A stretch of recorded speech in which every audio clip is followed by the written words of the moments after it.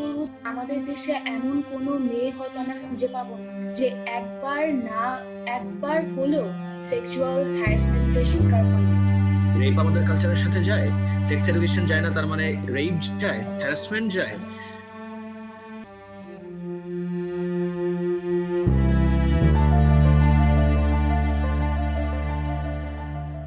Hi and welcome to Pashachi Pashadagbo's podcast. My name is Rishi Chakraborty and I'm currently working as the HR and volunteer director of Pashachi Pashadagbo and also the host for the Pashachi Pashadagbo podcast. I'm very glad that you guys are here with us and I really hope that you guys enjoy the show. Moving on to our second host, Omar Ahmed. Hi guys, I'm Omar Ahmed. I'm your host today and I'm working in Pashachi Pashathakbo as the administration and program director. Hope you enjoy the podcast and moving to our last and final host, Anupriya Ashraf. Everyone, I'm Anupriya Ashraf. I'm the development director of Pashachi Pashathakbo. Please stay with us and enjoy the podcast. And without further ado, let's begin. So recently we have all come across a very saddening incident that took place a few days back. A 17-year-old girl was raped and murdered. She had to lose 2.5 liters of blood from her body, and by this we can understand how brutally she was treated. So following this incident, a lot of movement against rape culture and supporting sex education have been going on since then. So today we also wanted to contribute to this movement. What we really wanted to hold the podcast about is basically about sex education and rather than a lot of podcasts have been launched on the importance of sex education, what we really wanted to know from this podcast and the end goal of our podcast is so that the people know how we can realistically implement sex education in the Bangladeshi society. Let's introduce everyone. As our first guest, we have Qazi Rafkat Hussain sir. He is a reputed physics teacher and he's also the director of British Columbia School. Sir, would you give us a brief introduction of yourself? I think you saw a status of mine, right, on Facebook. Yeah, I've seen it, yes. And this was the very first time I used the letters SEX in a word in 14 years of using Facebook, right? And you can see I wouldn't say I'm a middle-aged man, in my mid-30s. Look at the restraint we have to talk about a natural thing and how easy it is for us to talk about rape, right? So if you weigh the two things, you see where we have went wrong as a whole. And so that's when it hit me that I should come up with something. And that's when I discussed with my wife and she was on board that we have to start, the curriculum that introduces sex education in our schools. Someone has to start. And she said, why not us? That was very amazing. So now I would like to move on to Dr. Srijoni Ahmed, our second guest. She's a psychiatrist. Ma'am, we welcome you to the podcast. We would like to hear a brief introduction of yourself for the podcast. Thank you. I'm Dr. Srijoni Ahmed. I'm working as a psychiatrist in Dhaka Community Medical College, which is situated in Mogbazar, Dhaka. And I have completed my MBBS from Dhaka Medical College. And then I have got MD in psychiatry. And I have got your proposal through Anupriya and interested in this topic because we psychiatrists also face a lot of problems regarding this topic and all that taboo things of discussing importance of this education. Also we face so much problem, so I got interested to take part in your podcast. I think the discussion will be a fruitful one, and also I can give you something and also I can learn something from you. So let's move on to our third guest, and thank you, Srijoni ma'am, for expressing your views. Our third guest is Dr. Kaniz Aklima Sultana.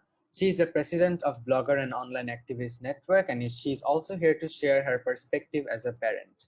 Dear ma'am, আপনি কি আপনার নিজের একটা brief introduction দিলে খুব ভালো হয়। শুভ সন্ধ্যা সবাইকে। আমি একজন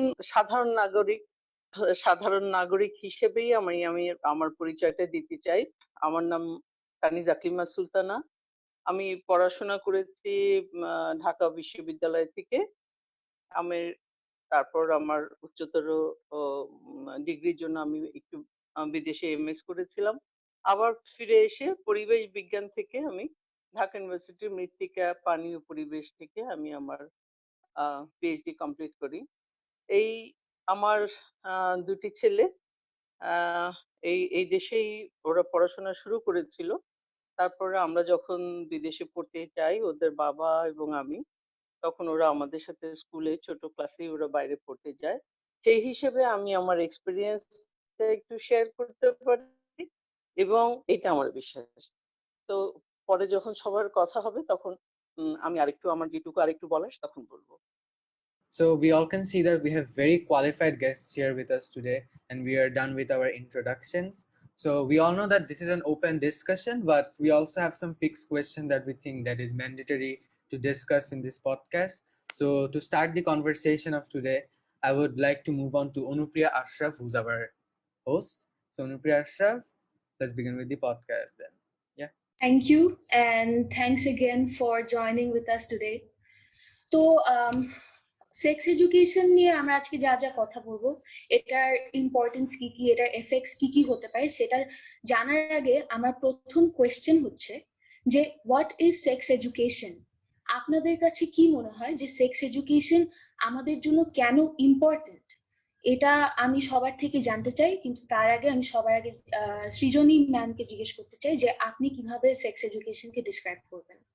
বিষয়টা আমার দৃষ্টিতে যেটা, যে একদম বৈজ্ঞানিকভাবে এবং বয়স অনুযায়ী, হ্যাঁ, যে বয়সে যেভাবে নিতে পারবে সেই বয়স অনুযায়ী বৈজ্ঞানিক তথ্য দিয়ে যখন এই মানব শরীরের এবং মানব মনের সাথে যেই সেক্স বা যৌনতা এইটা সম্পর্কিত যে শিক্ষাটা দেওয়া হয়, এইটা আমার কাছে সেক্স এডুকেশন।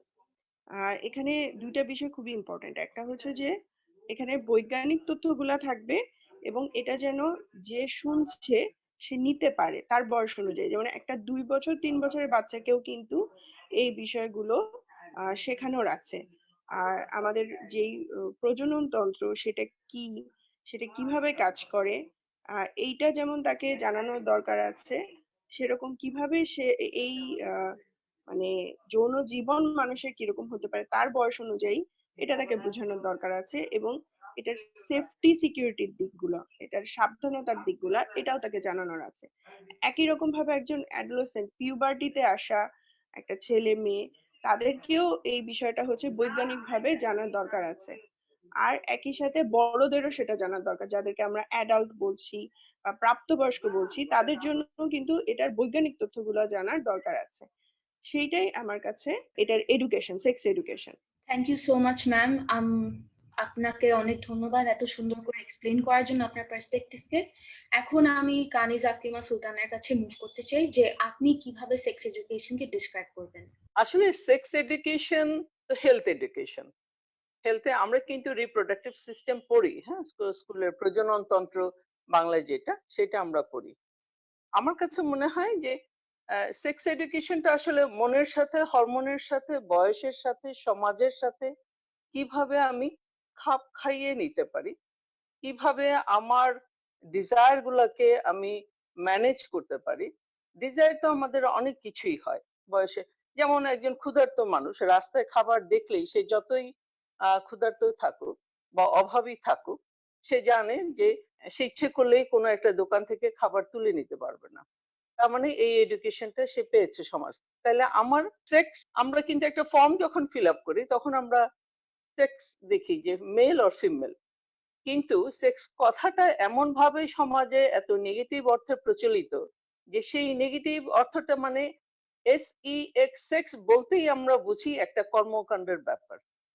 তাহলে আমরা সেই আসলে কি সেই কর্মকাণ্ডটার দিকে ধাবিত হই, অথবা মেল ফিমেলের রিলেশনশিপটাকে আমরা বুঝতে শেখার জন্য সেক্স এডুকেশন দরকার?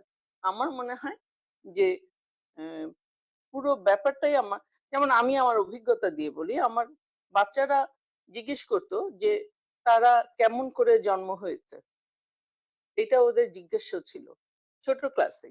এটা একজন মায়ের কাছে যখন জিজ্ঞেস করে, যদি আমি সেই দিকে খুব সচেতন না হতাম তাহলে আমাকে নানা কিছু ভুলভাল গল্প টল্প বলতে হতো। আমি অত গল্প বলতে যাইনি, আমি বলেছি যে ইট ইজ এ সিস্টেম, যে একটা মা তার এই একটা সিস্টেমে একটা বাচ্চাকে পেটের ভিতরে নিয়ে আসবে। তাহলে কি সিস্টেমে? সেই সিস্টেমটা আমি তখন একটা প্লে গ্রুপ বা কেজি ওয়ানের বাচ্চাকে বুঝাতে পারিনি। আমি বলেছি যে গড চাইলেই আকাশ থেকে বাচ্চা ফেলে দিতে পারতো, কারণ গডের অনেক ক্ষমতা, কিন্তু সে চায় যে একটা বাচ্চা কেয়ার হোক, নার্চার্ড হোক তার প্যারেন্টস এর মাধ্যমে। তো একটা প্যারেন্টস দরকার হয়। সেই প্যারেন্টসটা একটা সার্টেন এইজে যখন সে দে আর কেপেবল যে না আমরা একটা দুইটা বাচ্চা নিতে পারবো বা একটা বাচ্চা নিতে পারবো, তখন তারা একসাথে তারা বিয়ে করে এবং তারা একসাথে হয়। এই একসাথে হওয়ার প্রসেসটা আমি কেজি ওয়ানে বলিনি, কিন্তু যখন ক্লাস 9-8 পড়ে তখন কিন্তু আমি বলেছি। এবং আমি আমার বাচ্চার বাবাকে বলেছি যেহেতু আমাদের ছেলে বাচ্চা, ওর ছেলের কি কি চেঞ্জ হতে পারে এবং সেইটা যে চেঞ্জ হওয়াটা যে তার কোনো অপরাধ না, সেটা তার মানুষের মানবিক কর্মকাণ্ডের ভেতরেই পড়বে, কিন্তু সে কোথায় শুরু করবে, কোথায় শেষ করবে, কিভাবে এটা ম্যানেজ করবে, এই জায়গাটা ওর বাবাকে বলতে বলেছে। ওর বাবা কিছুটা বলেছে, আমার কাছে মনে হয়েছে যে আমার বাচ্চারা তাতে স্যাটিসফাইড না। তখন আমাকে খুলে বলতে হয়েছে, আমি খুলে বলেছি। এবং তাতে আমার যে সংকোচ হয়নি তা না, কিন্তু আমার সংকোচ হয়েছে আমি কতটা বলবো, কারণ আমি ওই যে একটু আগে উনি বললেন যে বড়দেরও জানতে হবে, বড়দেরও আসলে জানা দরকার যে কিভাবে আমি তুলে ধরবো আমার বাচ্চার কাছে। তাই এই যে কৌতূহল, এই কৌতূহলটা মেটানোর জন্যই সেক্স এডুকেশন দরকার, কিন্তু সেক্স এডুকেশন মানেই সেক্স কর্মকাণ্ড না, যে এটাও বলা দরকার। তো সেইটার সাথে সমাজ, তার বয়সের চেঞ্জ, তার ভবিষ্যৎ ম্যানেজমেন্ট, প্রতিটা জিনিসই এর সাথে আসবে। এইটুকু আমি বলতে পারি সেক্স এডুকেশনের এই জন্য দরকার। ধন্যবাদ মিসেস কানিজ আকলিমা সুলতানা। আপনার পয়েন্ট অফ ভিউ আমাদের শুনতে খুব ভালো লেগেছে, খুবই সুন্দরভাবে আপনি এক্সপ্লেন করেছেন পুরো জিনিসটা। তো এখন আমি মুভ করতে চাচ্ছি কাজী রাফকাত হোসেন স্যারের কাছে, যে স্যার অ্যাজ এ টিচার আপনি কিভাবে কোন পয়েন্ট অফ ভিউ থেকে সেক্স এডুকেশনকে ডিসক্রাইব করতে চান? Thank you. আমার কাছে আমার মনে হয় sex is a natural thing.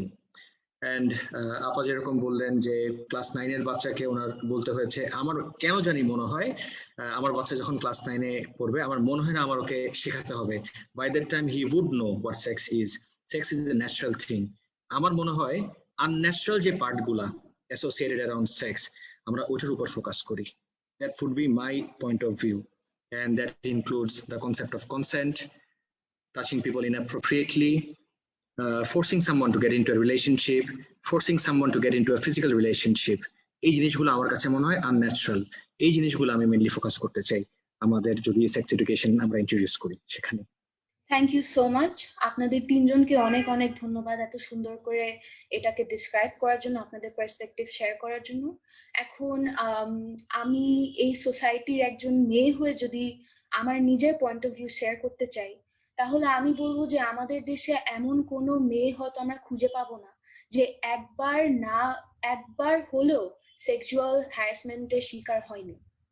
আমি নিজের I am only 16 years old, কিন্তু আমার লাইফে এমন অনেক এক্সপিরিয়েন্স আছে যেখানে আমার সেক্সুয়াল হ্যারাসমেন্ট ফেস করতে হয়েছে। একটা মেয়ে যখন বাইরে বের হয় তখন তার মধ্যে যে হেজিটেশনটা, যে ভয়টা থাকে যে যখন তখন কেউ তাকে টাচ করবে, ডিসরেসপেক্ট করবে, এটা কিন্তু সবসময় থাকে। সে এখন যে কেসেস গুলো রিপোর্টেড হচ্ছে সেগুলো অ্যাকচুয়ালি বলা যায় না যে রেপ রেটস বেড়েছে। রেপ রেটস কিন্তু অনেকদিন ধরে একই রকম, কিন্তু আজকাল আমাদের দেশে এগুলো রিপোর্টেড হচ্ছে বেশি, তাই আমরা বেশি জানতে পারছি। এখন অনেকে যখন সেক্সুয়াল হ্যারাসমেন্ট, সেক্সুয়াল ভায়োলেন্সের এগেনস্টে কিছু বলে বা কেউ যদি প্রোটেস্ট করে, তখন তার বিরুদ্ধে যা যা কথা আমাদের সোসাইটি অনেকে বলে সেগুলা নেয়া খুবই কষ্টকর। কারণ একটা মেয়ে যদি সেক্সুয়াল হ্যারাসমেন্ট ফেস করে, তার মধ্যে যে ট্রমাটা থাকে সেটা কিন্তু সে কাউকে বলে না, কারণ সে জানে যে সোসাইটির বাকি মানুষজন সবাই ওকে দোষ দিবে, খুঁজে খুঁজে ওর কি কি দোষ ছিল এগুলা বের করবে, যে ও ড্রেস আপ ঠিক করে নেই, ও চলাচল ঠিক করে নেই, তাই ও সেক্সুয়ালি হ্যারাসমেন্ট হয়েছে। এখন আমাদের দেশে লাস্ট অক্টোবরে এরকম একটা কঠোর আইন তৈরি হয়েছে যে কেউ রেপ করলে তাকে ডেথ পেনাল্টি সরাসরি দেয়া হয়। কিন্তু আমাদের ফ্যামিলির মধ্যেই কিন্তু অনেকেই সেক্সুয়ালি হ্যারাসমেন্ট হয়। অনেকেই কিন্তু বাইরে গেলে যে আমরা যদি একটা এক্সাম্পল দিই, যদি আমরা নর্মালি হাঁটতে যাই রাস্তায়, তখন অনেক কিছু আমাদের ফেস করতে হয়। কেউ ধাক্কা মেরে চলে গেল, কেউ খুবই বাজেভাবে টাচ করলো, তো ওটা কিন্তু আমরা নর্মালি ফ্রিলি কাউকে বলতে পারি না, কারণ এই জিনিসটা এত নর্মালাইজ হয়ে গেছে আমাদের সোসাইটিতে যে এটাকে মানুষ নর্মাল ভাবে দেখে আর এত ইম্পর্টেন্স দেয় না। তো আমি চাই যে আমাদের দেশের আইন এই সব ফ্যাক্টর গুলাও দেখা শুরু করুক। এবং আমার আরেকটা কোয়েশ্চেন আপনার সৃজনী আহমেদকে আছে, যে যদি আমরা ইমপ্লিমেন্ট করতে পারি তাহলে ঠিক আমরা কোন বয়সী ছেলে মেয়েদেরকে এটা দিব, অথবা এটা আমাদের কিভাবে এফেক্ট করতে পারে আমাদের মেন্টালিটি।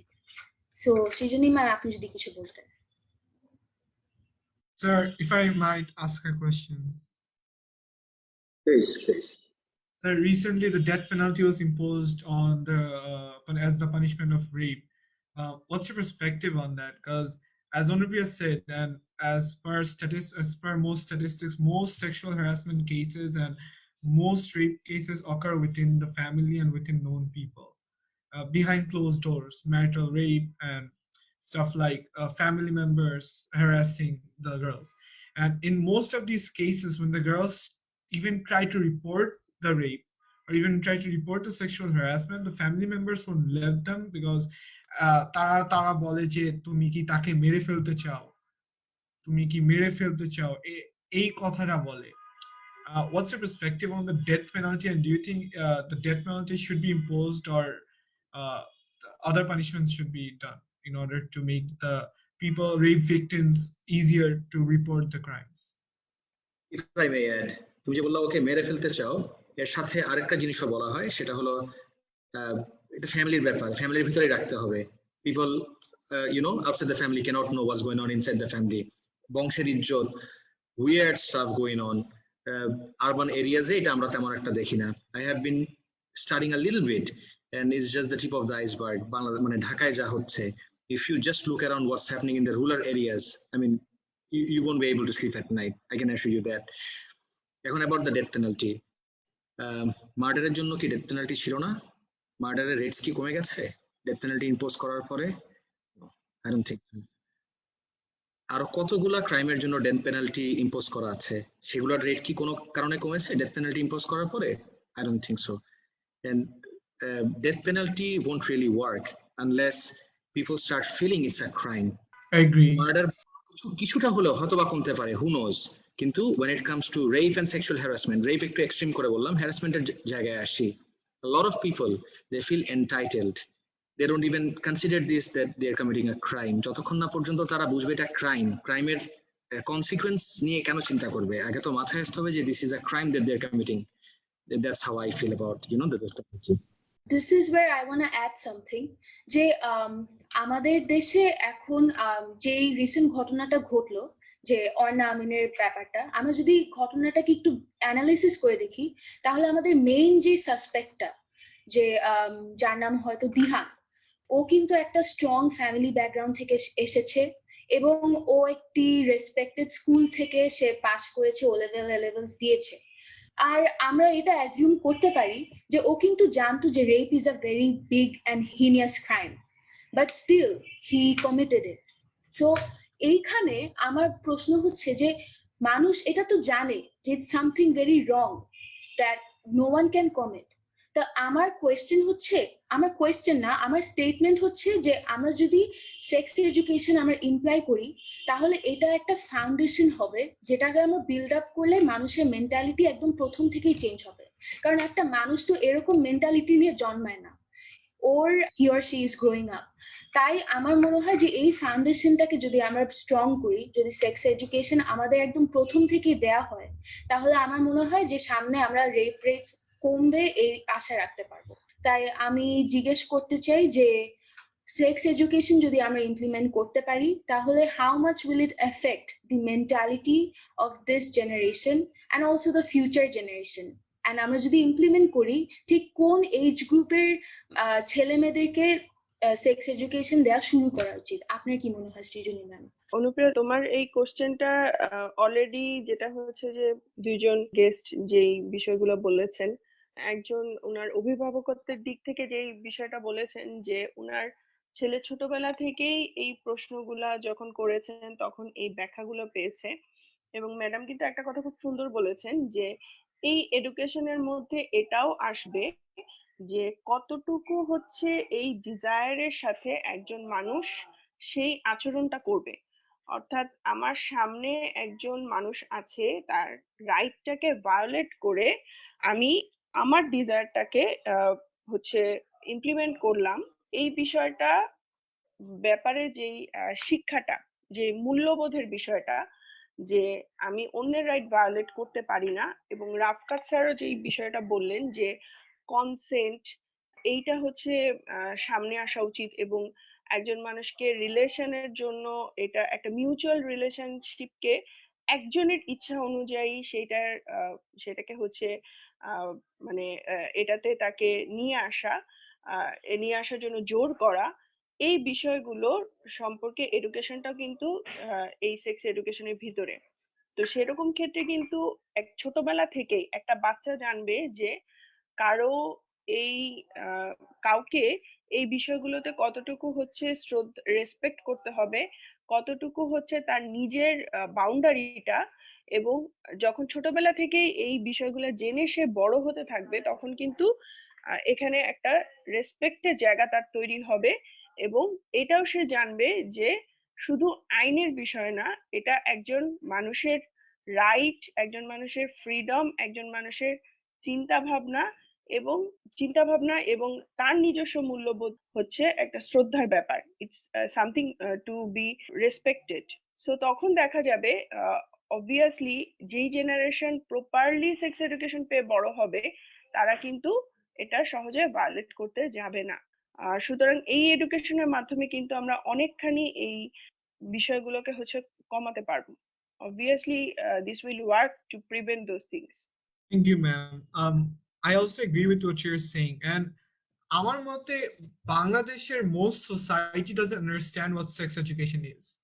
Sex education শুনলে তারা ভাবে the biological aspects of sex education in most cases. But sex education, it's more about the physical aspects. It's more about relationships, how to navigate through a relationship, how we engage in physical relationship, what's consent.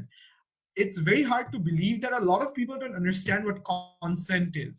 মানে একজন মানুষ যে consent দিচ্ছে for physical relationship, may be a boy or a girl, মানুষ এটাও বুঝে না। And a educationটা was supposed to be given through sex education where we lacked and we didn't. আর অনেকগুলা প্যারেন্ট এটা নিয়ে অনেক ওয়ারি থাকে যে আমার ছেলেমেয়েরা সেক্স এডুকেশন পেলে নষ্ট হয়ে যাবে, বা এগুলা একটি খারাপ জিনিস, এগুলো তো বাচ্চাদের শিখাতে হয় না। এটা বাংলাদেশি সোসাইটিতে অনেকগুলো ট্যাবু আছে এটা রিলেটেড। সো আমি আপনাদের কাছে একটা কোয়েশ্চেন জিজ্ঞেস করতে চাই, what are your perspectives on the taboos relating to sex education and implementing sex education in the Bangladeshi culture? Sir, I would like to start with you. Yes, acha. Ever since I announced we are planning to introduce sex ed in Bangladesh, what did you think?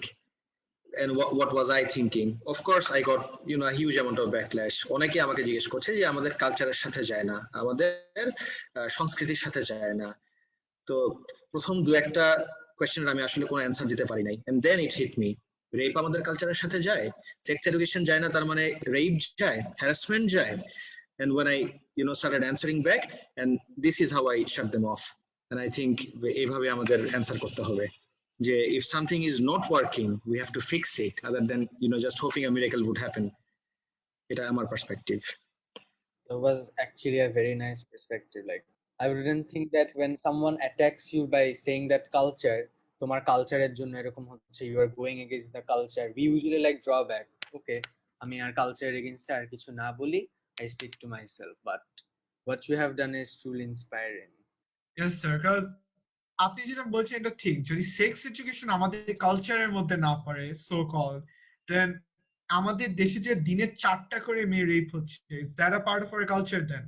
That's considered normal right now. Thank you, sir, for your perspective. Srijani ma'am, could I ask you the same question? What are your perspective on the taboos relating to the sex education? Actually, I was thinking of interrupting you. যে আমাদের এটা হচ্ছে যে আমি তো হলো গিয়ে clinical সাইডে কাজ করি, তো সেখানকার অভিজ্ঞতাগুলো বলি যে lots of misconceptions are there. Even I have taken part in a study where every people who are coming to a specific clinic which is named as a psychosexual clinic, সেখানে দেখা যাচ্ছে যে 2/3 পিপলেরই কিছু না কিছু মিসকনসেপশন থাকে এবং ওইটা থেকে জেনারেট করছে তাদের বিভিন্ন অ্যাংজাইটি সিমটমস। এই মিসকনসেপশন গুলো ভ্যারাইটিস ধরনের এবং এই মিসকনসেপশনের কোর একটা কম্পোনেন্ট হচ্ছে যে মেলরা হলো গিয়ে একেবারে they are not human in perspective of doing sex, they are just a machine এবং এই পারফরমেন্সটা তাদের সবসময় করতে হবে, সবসময় দেখাতে হবে, এই ধরনের একটা কনসেপ্ট তাদের মধ্যে আছে। আবার কাউন্টার পার্টে যেটা হচ্ছে যে ফিমেলদের মধ্যেও কিন্তু এই বিষয়টা পারসিস্ট করছে। এখন এই ধরনের কনসেপ্ট নিয়ে একটা ছেলে যখন বড় হচ্ছে তখন কিভাবে সে অন্যদের রাইটকে হচ্ছে রেসপেক্ট করবে, তার কাছে তো এটা মানে কোনো জায়গায় রাখে না। হুম তো আমরা ক্লিনিক্যালি এটা পাচ্ছি, মানে পপুলেশনের মধ্যে এটা আরো বেশি। এবং আমরা যদি রাস্তা দিয়ে চলতে যাই তখন কিন্তু অনেক এরকম অ্যাড দেখতে পাবো যেখানে এই ধরনের বিষয়গুলো বলা থাকে যে এভাবে এভাবে করে এনার্জি বাড়বে, হ্যাঁ, এবং এটাকে একটা সমস্যা হিসেবেও দেখানো হয়। এখন একটা ছেলের বা একটা মেয়ের কিন্তু যে কোনো সার্টেন টাইমে এটা মনে না চাইতেই পারে, এই বিষয়টার জন্য কেউ রেডি নাই থাকতে পারে। তো ছেলেরা কখনোই এটার ব্যাপারে রিফিউজ করতে পারবে না, কখনোই তাদের না মনে হবে না, এটাও সম্ভব না। আবার মেয়েদের ক্ষেত্রেও সেটা সম্ভব না। তো যেখানে কোর কনসেপ্টই হচ্ছে যে একদল হলো গিয়ে মেশিন, আরেক দল হলো গিয়ে সেই মেশিনটা চালানো হবে এই রকমের, সেখানে তো কোনো যেটা হলো গিয়ে যে কোনো সুস্থ একটা রিলেশনশিপের বিষয় নাই। হ্যাঁ, তো যেটা হেলদি, যেটা হচ্ছে আসলে বাস্তবসম্মত এবং যেটা একটা রিলেশনশিপের জন্য উপকারী, সেই বিষয়টাই কিন্তু কনসেপ্টে নাই।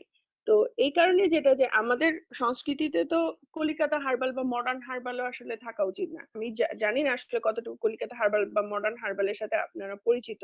আমরা এটা প্রায় ফেস করি, মানে এগুলো হচ্ছে বিভিন্ন এই ধরনের ওষুধ যেগুলা ভিরিলিটি ইনক্রিজ করে, এই ধরনের ওষুধ বিক্রি করে অনেকটা ক্যানাডিয়ান ফার্মেসি এই ধরনের।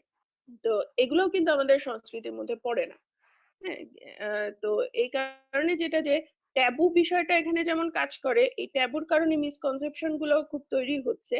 আর যখনই এইটার বিষয়ে কথা আসে, যে আমি শুরুতে একটা কথা বলছিলাম যে এখানে বৈজ্ঞানিক তথ্যগুলো থাকবে। এখন সায়েন্স কিন্তু কখনোই বলে না যে অন্যদের রাইট ভায়োলেট করাটাই এখানে প্লেজার। এখানে প্লেজারটা কিন্তু একটা হেলদি ইন্টার রিলেশনশিপে, তো সেটা সম্ভব হয় না এই মিসকনসেপশন গুলোর জন্য। হ্যাঁ, সো যখন এই ট্যাবুর ব্যাপারে কথা হচ্ছে তখন কিন্তু আমরা এই কালচারের পাশাপাশি এই মিসকনসেপশনের কথাও বলতে পারি। মিসকনসেপশন গুলো দূর হলেও কিন্তু রাইট ভায়োলেশনটা অনেকখানি হচ্ছে কমে যাবে। I agree with you, ma'am. আপনি যেগুলো বলেছেন, কানিজ ম্যাম, আমি আপনাকে একটা প্রশ্ন জিজ্ঞেস করতে যাচ্ছিলাম, বিকজ আমরা যখন সেক্স এডুকেশনের কথাটা বলি অনেক প্যারেন্টস এটার এগেইনস্টে থাকে। অনেকেই ভাবে যে সেক্স এডুকেশন দিয়ে তাদের ছেলেমেয়েরা নষ্ট হয়ে যাবে। অ্যাজ আ প্যারেন্ট এটার প্রতি আপনার পার্সপেক্টিভটা কি? আসলে মেয়েদের পড়াশোনাটাই তো একসময় ট্যাবু ছিল, যে মেয়েরা পড়তে পারবে না। তাহলে মেয়েরা তো এখন পড়ছে। আমি যখন খুব বেশি বছর আগে না, আমি যখন ঢাকা ইউনিভার্সিটিতে ভর্তি হই, তখন আমাদের খুব ক্লোজ রিলেটিভরা আমার মাকে খুব অনেক, আমার বাবাকে মাকে অনেক ভাবে নিষেধ করেছে যে ঢাকা ইউনিভার্সিটিতে গেলেই সেই মেয়ের ভবিষ্যৎ নেই, সেই মেয়ের বিয়ে হবে না। তো উম আমার মা কনফ্রন্টেশনে যেতেন না। উনি কৌশলে জবাব দিতেন। বলল যে, "বিয়ে তো আসলে ভাগ্যের ব্যাপার। আমার তো কিছু করার নেই। আর পড়াটা হচ্ছে নিজের ব্যাপার। ও যদি চেষ্টা না করে ও নিজের আইডেন্টিটি তৈরি করতে পারবে না। আর ভাগ্যে না থাকলে বিয়ে হবে না, আর ভাগ্যে থাকলে হবে।" একটু কৌশলে উনি যুদ্ধে যেতেন না, এবং উনি আমাদের বলতেন যে তোমার যোগ্যতাটাই প্রমাণ করবে যে তুমি যুদ্ধে রয়েছে, তুমি অনেক কথা বলবে না, কম বলবে। আমার মনে হয় যে আমাদের যারা এই ট্যাবুর বিষয়ে আমরা খুব বেশি অত অত ভাবার দরকার নেই আর। কারণ স্কুলে অনেক সাবজেক্ট আছে, প্যারেন্টস মিটিং এ দেখা যায় যে টিচাররা ফেস করছে, আমার বাচ্চাকে এত হোমওয়ার্ক দিচ্ছেন কেন, আমার বাচ্চাকে এটা দিচ্ছেন কেন, আমার বাচ্চা স্কুলে আসে এটা হচ্ছে কেন, এরকম থাকবেই। কিন্তু আমাদের সাহস করে এগোতে হবে, কারণ সমাজটা তো আমি আর নষ্ট হয়ে যেতে দিতে পারি না। কিন্তু আমরা বেশিরভাগটাই চিন্তা করি শহর ভিত্তিক। শহরের বাবা মারা যত সচেতন, গ্রামের বাবা মারা সচেতন হয়েও তারা তাদের ছেলে মেয়েদেরকে রক্ষা করতে পারছে না। আমি গ্রামের বিভিন্ন স্কুলে যাই, তাহলে আমাদের এই শহরের বাচ্চাদের সাথে গ্রামের স্কুলের বাচ্চাদের জন্য ভাবতে হবে যে আমরা একটা কমন ফিল্ড কিভাবে তৈরি করতে পারি, যেটা সহজ হবে, এবং এই ট্যাবুটা একটু একটু একটু দরকার হবে। যে কোনো কিছুর তৈরি করতে হলে একটা তো ভাঙন দরকার হয়। আহ, বাংলাদেশ একটা যুদ্ধের মাধ্যমে স্বাধীন হয়েছে, সহজ ছিল না সেটা। একটা বাচ্চার জন্ম দিতে মাকে বাবাকে অনেক, জন্ম দিয়ে বড় করতেও অনেক বেদনা এবং কঠিন অবস্থার ভিতর দিয়ে যেতে হয়। তাহলে আমি একটা সুস্থ সমাজের জন্ম দেওয়ার জন্য আমাদেরকে মনে হয় এই লড়াইটা করে যেতে হবে। স্কুলে আমি একটা গ্রামের বাচ্চাদের স্কুলের কথা শেয়ার করছি। সেখানে ক্লাস 6 এর মেয়েদের সাথে আমি কথা বলেছি, তারা বলল যে তাদের কে ছেলেরা ক্লাসে তাদের বই যদি রেখে যায়, সেখানে অনেক পূর্ণ ছবি আর কি, ছবি ওরা রেখে যায় ওইটার ভিতরে, এবং মেয়ে বাচ্চারা অপরাধ বোধে ভুগতে থাকে যে ওর বইয়ের ভিতরে রাখা হলো কেন, এবং ওর বইয়ের ভিতরে যখন পাওয়া যায় তখন বাকি সবাই ওকে ওই যে ভিকটিম ব্লেমিং শুরু করে আর কি। তাহলে সেটা সে না বাসায় গিয়ে বলতে পারছে। আর যারা ফেসবুকে আছে তাদের তো নিত্য এই ইনবক্সে এসব পেতেই হচ্ছে। সেইটা, এইটা যে ওই মেয়েটার অপরাধ না, বা ছেলেটা চাইলেই একজনকে পাঠাতে পারে না, এই জিনিসটা তোকে জানতে হবে। এটা সেক্স এডুকেশন হোক, সোশ্যাল এডুকেশন হোক, হেলথ এডুকেশন হোক, যে নামেই হোক, আমরা নামটা হয়তো বদলাতে পারি যদি দেখি যে যেমন করে সমাজ নিবে। যেমন একটা ছোট বাচ্চাকে আমরা যেভাবে খেতে দিই, একটু বড় হলে একটু ডিফারেন্ট শক্ত খাবার দিই, আরো বড় হলে সে অনেক কিছুই খেতে পারে। তাইলে সমাজ উপযোগী করেই আমার খাবারটা দিতে হবে, সেইটা নিয়েই সমাজবিদদের এবং যারা চিন্তাশীল, যারা ডাক্তার আছেন, যারা মনোবিদ আছেন, যারা সোশ্যাল ওয়ার্কার আছেন, সোশ্যাল সায়েন্টিস্ট আছেন, আমার মনে হয় গবেষণা করে একটা জায়গা দরকার যে আমি আসলে এটা সেক্স এডুকেশন বলবো, হেলথ এডুকেশন বলবো, মোরাল এডুকেশন বলবো, আসলে কি বলবো। কিন্তু আমার জায়গাটা, টার্গেটটা কিন্তু এক, আমার ডেস্টিনেশন এক। আমি আমার বাচ্চাকে সুস্থ দেখতে চাই, এবং দিহানের জন্য কিন্তু আমার বেদনা কম না। দিহানের মা যখন ওকে জন্ম দিয়ে বড় করেছে, একটা বাচ্চা, একটা সন্তান, সমাজের একটা সন্তান যখন কলুষিত হয়ে যায়, সেই সমাজটা এফেক্টেড হচ্ছে। অনেকগুলা মা তার বাচ্চাকে দিহানের মতো করে সন্দেহ করতে শুরু করেছে, আমার বাচ্চা বাইরে যাচ্ছে, আমার বাচ্চাকে এই ক্রাইম করছে। তার মানে মা আতঙ্কে থাকছে, আনন্দে থাকছে না। তাহলে আনন্দিত পরিবেশ না থাকলে মাথার ভিতরে তো সবসময় চাপ থাকবে, এবং আমার এই চাপ আমার সন্তানের উপরে গিয়ে পড়বে, আমার সন্তানের চাপ তার স্কুলে গিয়ে পড়বে। তাহলে এগুলো কিন্তু একটা চেইনের ভিতর দিয়ে যাচ্ছে কোনোটাই। এই জন্য আমার একটা সুস্থ সমাজের জন্য আমাদের জোরজার করার কিছু নেই আসলে। আমার কৌশলে এগোতে হবে এবং আমার ডেস্টিনেশনে পৌঁছতে হবে।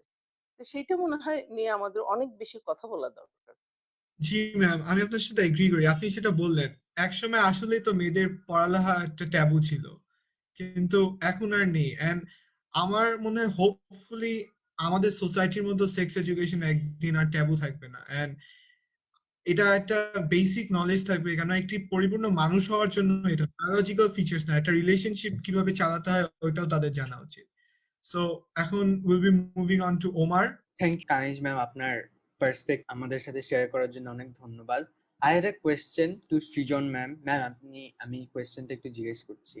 আমরা যদি সেক্স এডুকেশন বাংলাদেশের ক্যারিকুলামে ইনপুট করি, আমরা যদি জিজ্ঞেস করতে চাই, মানে আমরা যদি এটা ইনপুট করি ক্যারিকুলামে, আমরা এটা কোন এজ গ্রুপের বাচ্চাদের জন্য অ্যাপ্রোপ্রিয়েট করব এবং কেন করব, এই কোয়েশ্চেনটা আমি আপনার কাছে জিজ্ঞেস করব। এটা আসলে খুবই ইম্পর্ট্যান্ট একটা কোশ্চেন, কারণ আমরা এটা ঠিক যে এখন সমাজের আকর্ষণ হলেও আমরা বুঝতে পারছি যে এটা দরকার।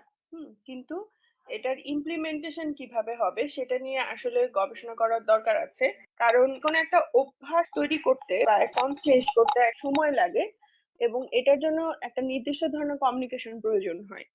যদি আমি যোগাযোগের মাধ্যমটা ঠিক মতো করতে না পারি তাহলে হিতে বিপরীত হতে পারে। তো এখন এরকম ক্ষেত্রে যে বয়সের যে ব্যাপারটা আসলে 2-3 বছরের বাচ্চাদেরও কিন্তু ওদের শেখানোর দরকার আছে যে কোনটা তাদের প্রজনন তন্ত্রের অংশ তাদের ভাষাতে।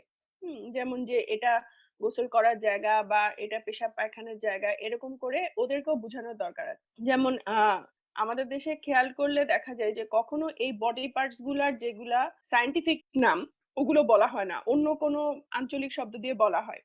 তো ওই এটাও দেখা যায় যে একটা অবৈজ্ঞানিক কাজ, মানে এই কাজটাও তাদের মেন্টালিটি খুব একটা ভালো করে গ্রো করতে পারে না। এরপরে যখন একটা বাচ্চা স্কুলে যায়, মানে 5-6 বছর বয়সে যখন স্কুলে যাচ্ছে, এটা গ্রামের হোক বা শহরের হোক, আর সে কিন্তু একজন মানুষ হিসেবে অ্যাজ এ বায়োলজিক্যাল বিইং তার মনের মধ্যে কিন্তু কিউরিওসিটি এটা থাকেই সব সময়। তো এই কিউরিওসিটির টাইমটাতেই কিন্তু তাকে জানানো দরকার, অর্থাৎ একদমই প্রি স্কুল বয়স থেকেই হচ্ছে, মানে স্কুলে যাওয়ার আগে থেকে স্কুলে ঢোকা, এই সময়টা থেকেই কিন্তু এই এডুকেশনটা শুরু করা দরকার এবং এরপরে এটা ধারাবাহিকভাবে চলতে থাকবে এবং যে সময়ে পিউবার্টির টাইমটা, সেই সময়ে এইটা তার তখন তো কিছু চেঞ্জ আসবে, তখনও সেটা সম্পর্কে তার সঠিকভাবে জানা, এরপরে হচ্ছে যে এই চেঞ্জটাকে সে কিভাবে হচ্ছে কন্ট্রোল করবে, কিভাবে সে হচ্ছে বিষয়টাকে হেলদি ভাবে এই ম্যানেজ করবে। যেমন এই যে ম্যাডাম যে এই বিষয়টা বললেন যে ছেলেগুলো মেয়েটার বইয়ের মধ্যে এই ধরনের ছবি রেখে যাচ্ছে, বা যারা সাইবার বুলিং এর শিকার তারা এই সাইবার সেক্স এই বিষয়টারও ভিকটিম হচ্ছে।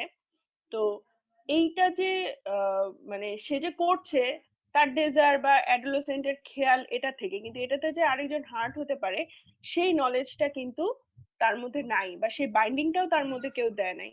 সে ফ্যামিলি তো হয়তো শুনে আসছে ছেলে মানুষ এরকম করবেই, বা এটা করা কোনো ধরনের মানে অপরাধ না বা এটা কিছু না, এটাতে আরেকজন যে হার্ট হচ্ছে এই নলেজটা তাকে দেওয়া, এটা খুবই ইম্পর্টেন্ট। সো সব বয়সে আসলে সেই বয়সটার জন্য লাগবে এবং খুব ইম্পর্টেন্ট ভাবে যেটা যে এই পিউবার্টির শুরুতে যখন চেঞ্জ গুলো আসে সেই সময় আরো গুরুত্বপূর্ণ ভাবে লাগবে। আর একটা বিষয় অ্যাড করতে চাচ্ছি, সেটা হচ্ছে এটা তো আর সবসময় বই খাতায় উঠে আসার মতো না।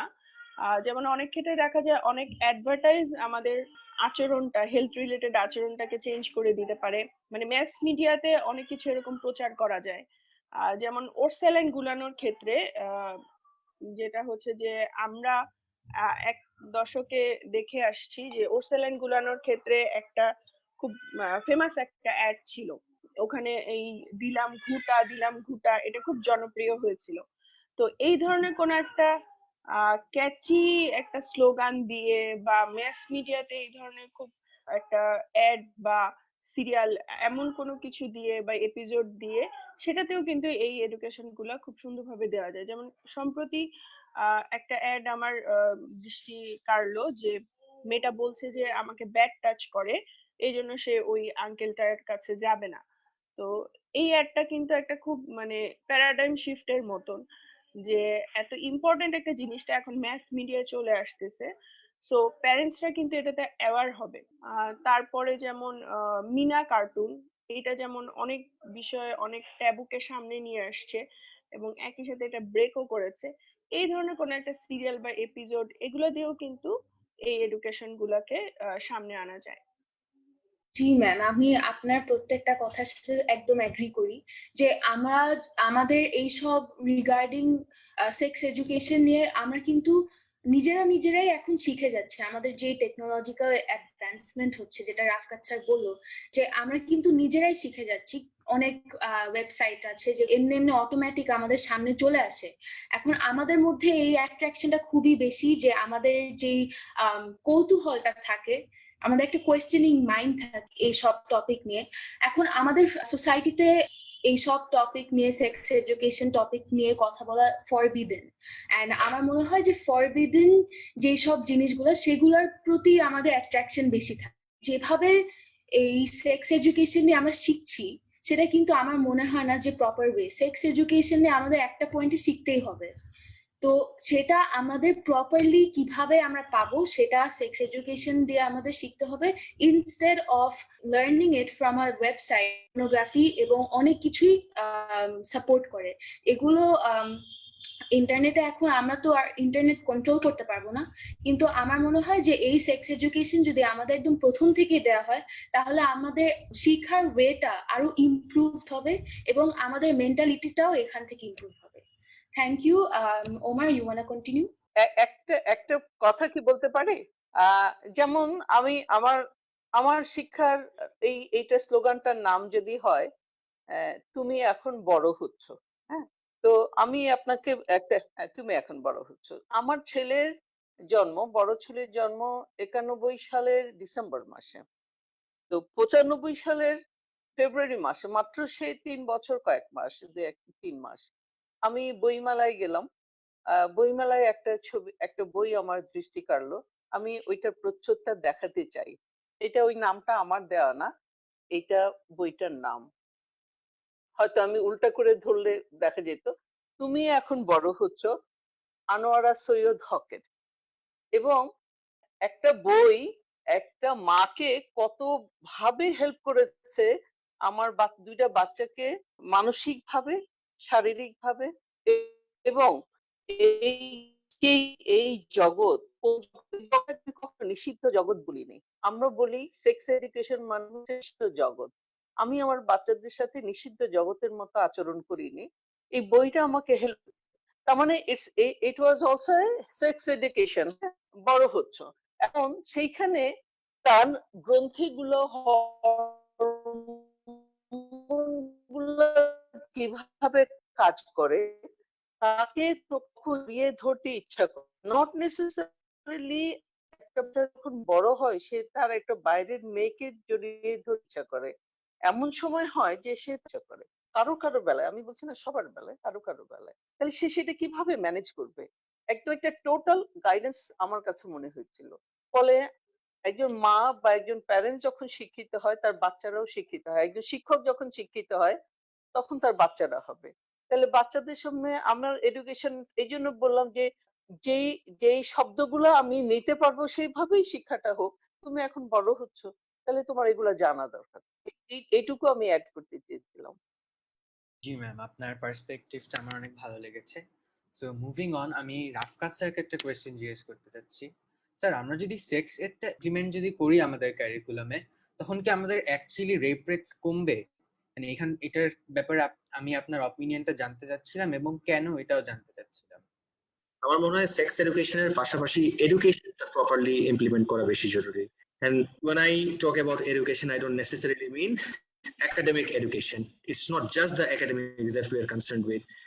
আমাদের শিক্ষার হার তো বেড়েই যায়। কিছুদিন আগে একটা খুব সুন্দর কোট দেখলাম যে বাংলাদেশের জনসংখ্যা বাড়ছে, মানুষ বাড়ছে না। Has anyone seen this? It takes a while to hit. The quote goes like this: বাংলাদেশের জনসংখ্যা বাড়ছে, মানুষ বাড়ছে না। Like so you see what's happening, right? এখন আমি দুই একটা ইনসিডেন্ট একটু শেয়ার করতে চাই। যে কোনো সোশ্যাল মিডিয়ায় একটা ফিমেল সেলিব্রিটির পিকচারের কমেন্ট গুলা কি আপনারা দেখেছেন কখনো? যারা ফেসবুক ইউজ করছে, আইডি পাসওয়ার্ড দিয়ে ইমেল খুলছে, ইমেল থেকে কোড নিয়ে ফেসবুকে দিয়ে অ্যাক্টিভেট করছে, একটা বেসিক অ্যামাউন্ট অফ এডুকেশন তো আছে, একাডেমিক এডুকেশন আছে, কিন্তু মোরাল আর সোশ্যাল এডুকেশনের যে এই ল্যাকটা, I think this is what's creating the huge problem in our country. আমি কিছু স্ট্যাটিস্টিক্স রেডি করছিলাম গতকাল রাত্রে। আপনারা যদি একটু নামটা দেখেন, it's not just violence against women, it's violence against women and children. আমি একটু যদি নিচে যাই, ভয়ঙ্কর ব্যাপার আসলে। লাইট ব্লুটা হলো women, dark blueটা হলো children. 2020-তে just look at the number of rapes, you know, that children had to endure. আচ্ছা, তার মানে কি বাংলাদেশে পিডোফাইলের ইয়ে বাড়ছে, সংখ্যা বাড়ছে? No. People are starting to sexualize children. It's not they're sexually attracted. Girls are being sexualized from a really young age. এই জিনিসটা আমরা কিভাবে বন্ধ করব? আমি জানি না, I have really no answer. এটা কানিজ আপা বলতে পারবেন, সৃজনী আপা বলতে পারবেন। একটা বাচ্চা, মেয়ে না ছেলে, বাচ্চা মেয়ে কি আমরা বলি, বাচ্চা ছেলে বলি, আমরা তো বলি বাচ্চা। এখন বাচ্চাকে কিভাবে একটা মানুষ সেক্সুয়ালাইজ করতে পারে? এন্ড বাকি পরিসংখ্যানগুলো যদি আমরা একটু দেখি, you can see suicide after rape. কেন সুইসাইড করতে হচ্ছে? মেয়ের দোষ কি বা বাচ্চার দোষটা কি? Exactly victim blaming. ভিকটিম ব্লেমিংটা যে কত বড় একটা ক্যান্সার, আমার তো মনে হয় যে এটা এইডস এপিডেমিক থেকে বিগার এপিডেমিক হলো এখন আমাদের এই ভিকটিম ব্লেমিং এর ইস্যুটা। এটা কিভাবে আমরা কন্ট্রোল করব, এটা নিয়ে আমাদের চিন্তা করতে হবে। সেক্সের and everything, keeping those aside, এই জিনিসগুলোকে যতক্ষণ না পর্যন্ত আমরা টার্গেট করছি, রেপ স্ট্যাটিস্টিক্স এরকম থাকবে। Look at the curve is increasing at an alarming rate. এটা নামার কোনো আমি চান্স দেখছি না। I really had to share this. Thank you, sir, for sharing this important information with us. I think Anupriya would like to continue. I basically have no words to explain how I feel about it because আমি নিজেও একজন মেয়ে, আমি এই সোসাইটিতে বড় হচ্ছি। তো আমি ছোটবেলা থেকেই এই জিনিসটা জেনে আসছি যে মেয়েরা উইক হয়, ছেলেরা স্ট্রং হয়, এরকম একটা কনসেপচুয়ালিটিতে একদম শুরু থেকেই সেট করা দেয়া যে জেন্ডারদের মধ্যে ইকুয়ালিটি থাকা উচিত আমরা জানি, কিন্তু সব সময় আমরা দেখে আসছি যে মেয়েরা পিছিয়ে থাকে। মেয়েরা যাই করুক, মেয়েরা যতই আগাক, কিন্তু মেয়েদেরকে সবসময় একটা সেকেন্ড পজিশনে এই সমাজে দেখানো হয়। সো কিছুক্ষণ আগে আপনি যে ডেটা গুলো দেখালেন যে rape, children and women and children, violence against, আমরা যদি অ্যানালিসিস করে দেখি চিলড্রেনের ক্ষেত্রে ম্যাক্সিমাম কিন্তু আমরা দেখবো যে ম্যাক্সিমাম কিন্তু আমরা girl children are mostly affected. তো এখানে আমরা অনেক সময় মাঝে মাঝে দেখি যে মেয়েরা ছেলেদের পরে খায়, মেয়েদেরকে সার্ভ করা, মেয়েদের কাজ হচ্ছে ছেলেদেরকে প্রথমে সার্ভ করা, তারপরে মেয়েরা খাবে। মানে এইখান থেকে কিন্তু আমাদের একটা শুরু হয়ে যায় যে মানে এই কনসেপ্টটা কিন্তু আমাদের মাথায় এখান থেকেই সেট হয় যে হ্যাঁ একটা মেয়ে একটা ছেলের পরে, মানে এরকম একটা কনসেপ্ট আমরা এই জিনিসটা আমরা শুনে বড় হয়েছি। এখন আমি জানি না সারা বিশ্বে কিভাবে চলে, বাট আমাদের সোসাইটিতে এরকম মেন্টালিটি ডেভেলপ করা উচিত বলে আমার মনে হয়। আমি কানিজ আকলিমা সুলতানাকে জিজ্ঞেস করতে চাই যে আপনার এই টপিকটার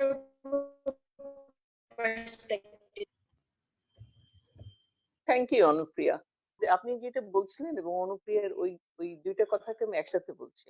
71 সনে যখন আমাদের যে নারীরা রেপ হানি হয়েছিল, লিখা হতো কি আগে পেপারে, অমুক একটি কিশোরের শ্লীলতা হানি হয়েছে, মানে কি সম্ভ্রম কি?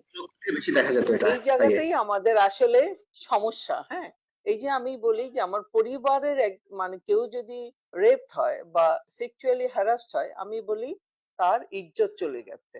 তাহলে এই জায়গা থেকে যতক্ষণ আমরা না বের হতে পারবো, দেখেন 71-এ 71 সনের মেয়েদের কি রকম অত্যাচারিত হয়েছে, তাদের গায়ে ঘা হয়ে যেত, তাদেরকে ব্লেড দিয়ে কেটে ফেলা হতো, তাদের এই অপরিণত মেয়েদের বাচ্চা হতো, তাদের সারা শরীরে ঘায়ের মধ্যে উকুন হয়ে যেত, তাদের বেয়নেট দিয়ে স্তন কেটে ফেলা হতো। আজকে স্বাধীনতার 50 বছর পরেও আমি বলছি সেটা সম্ভ্রম হানি।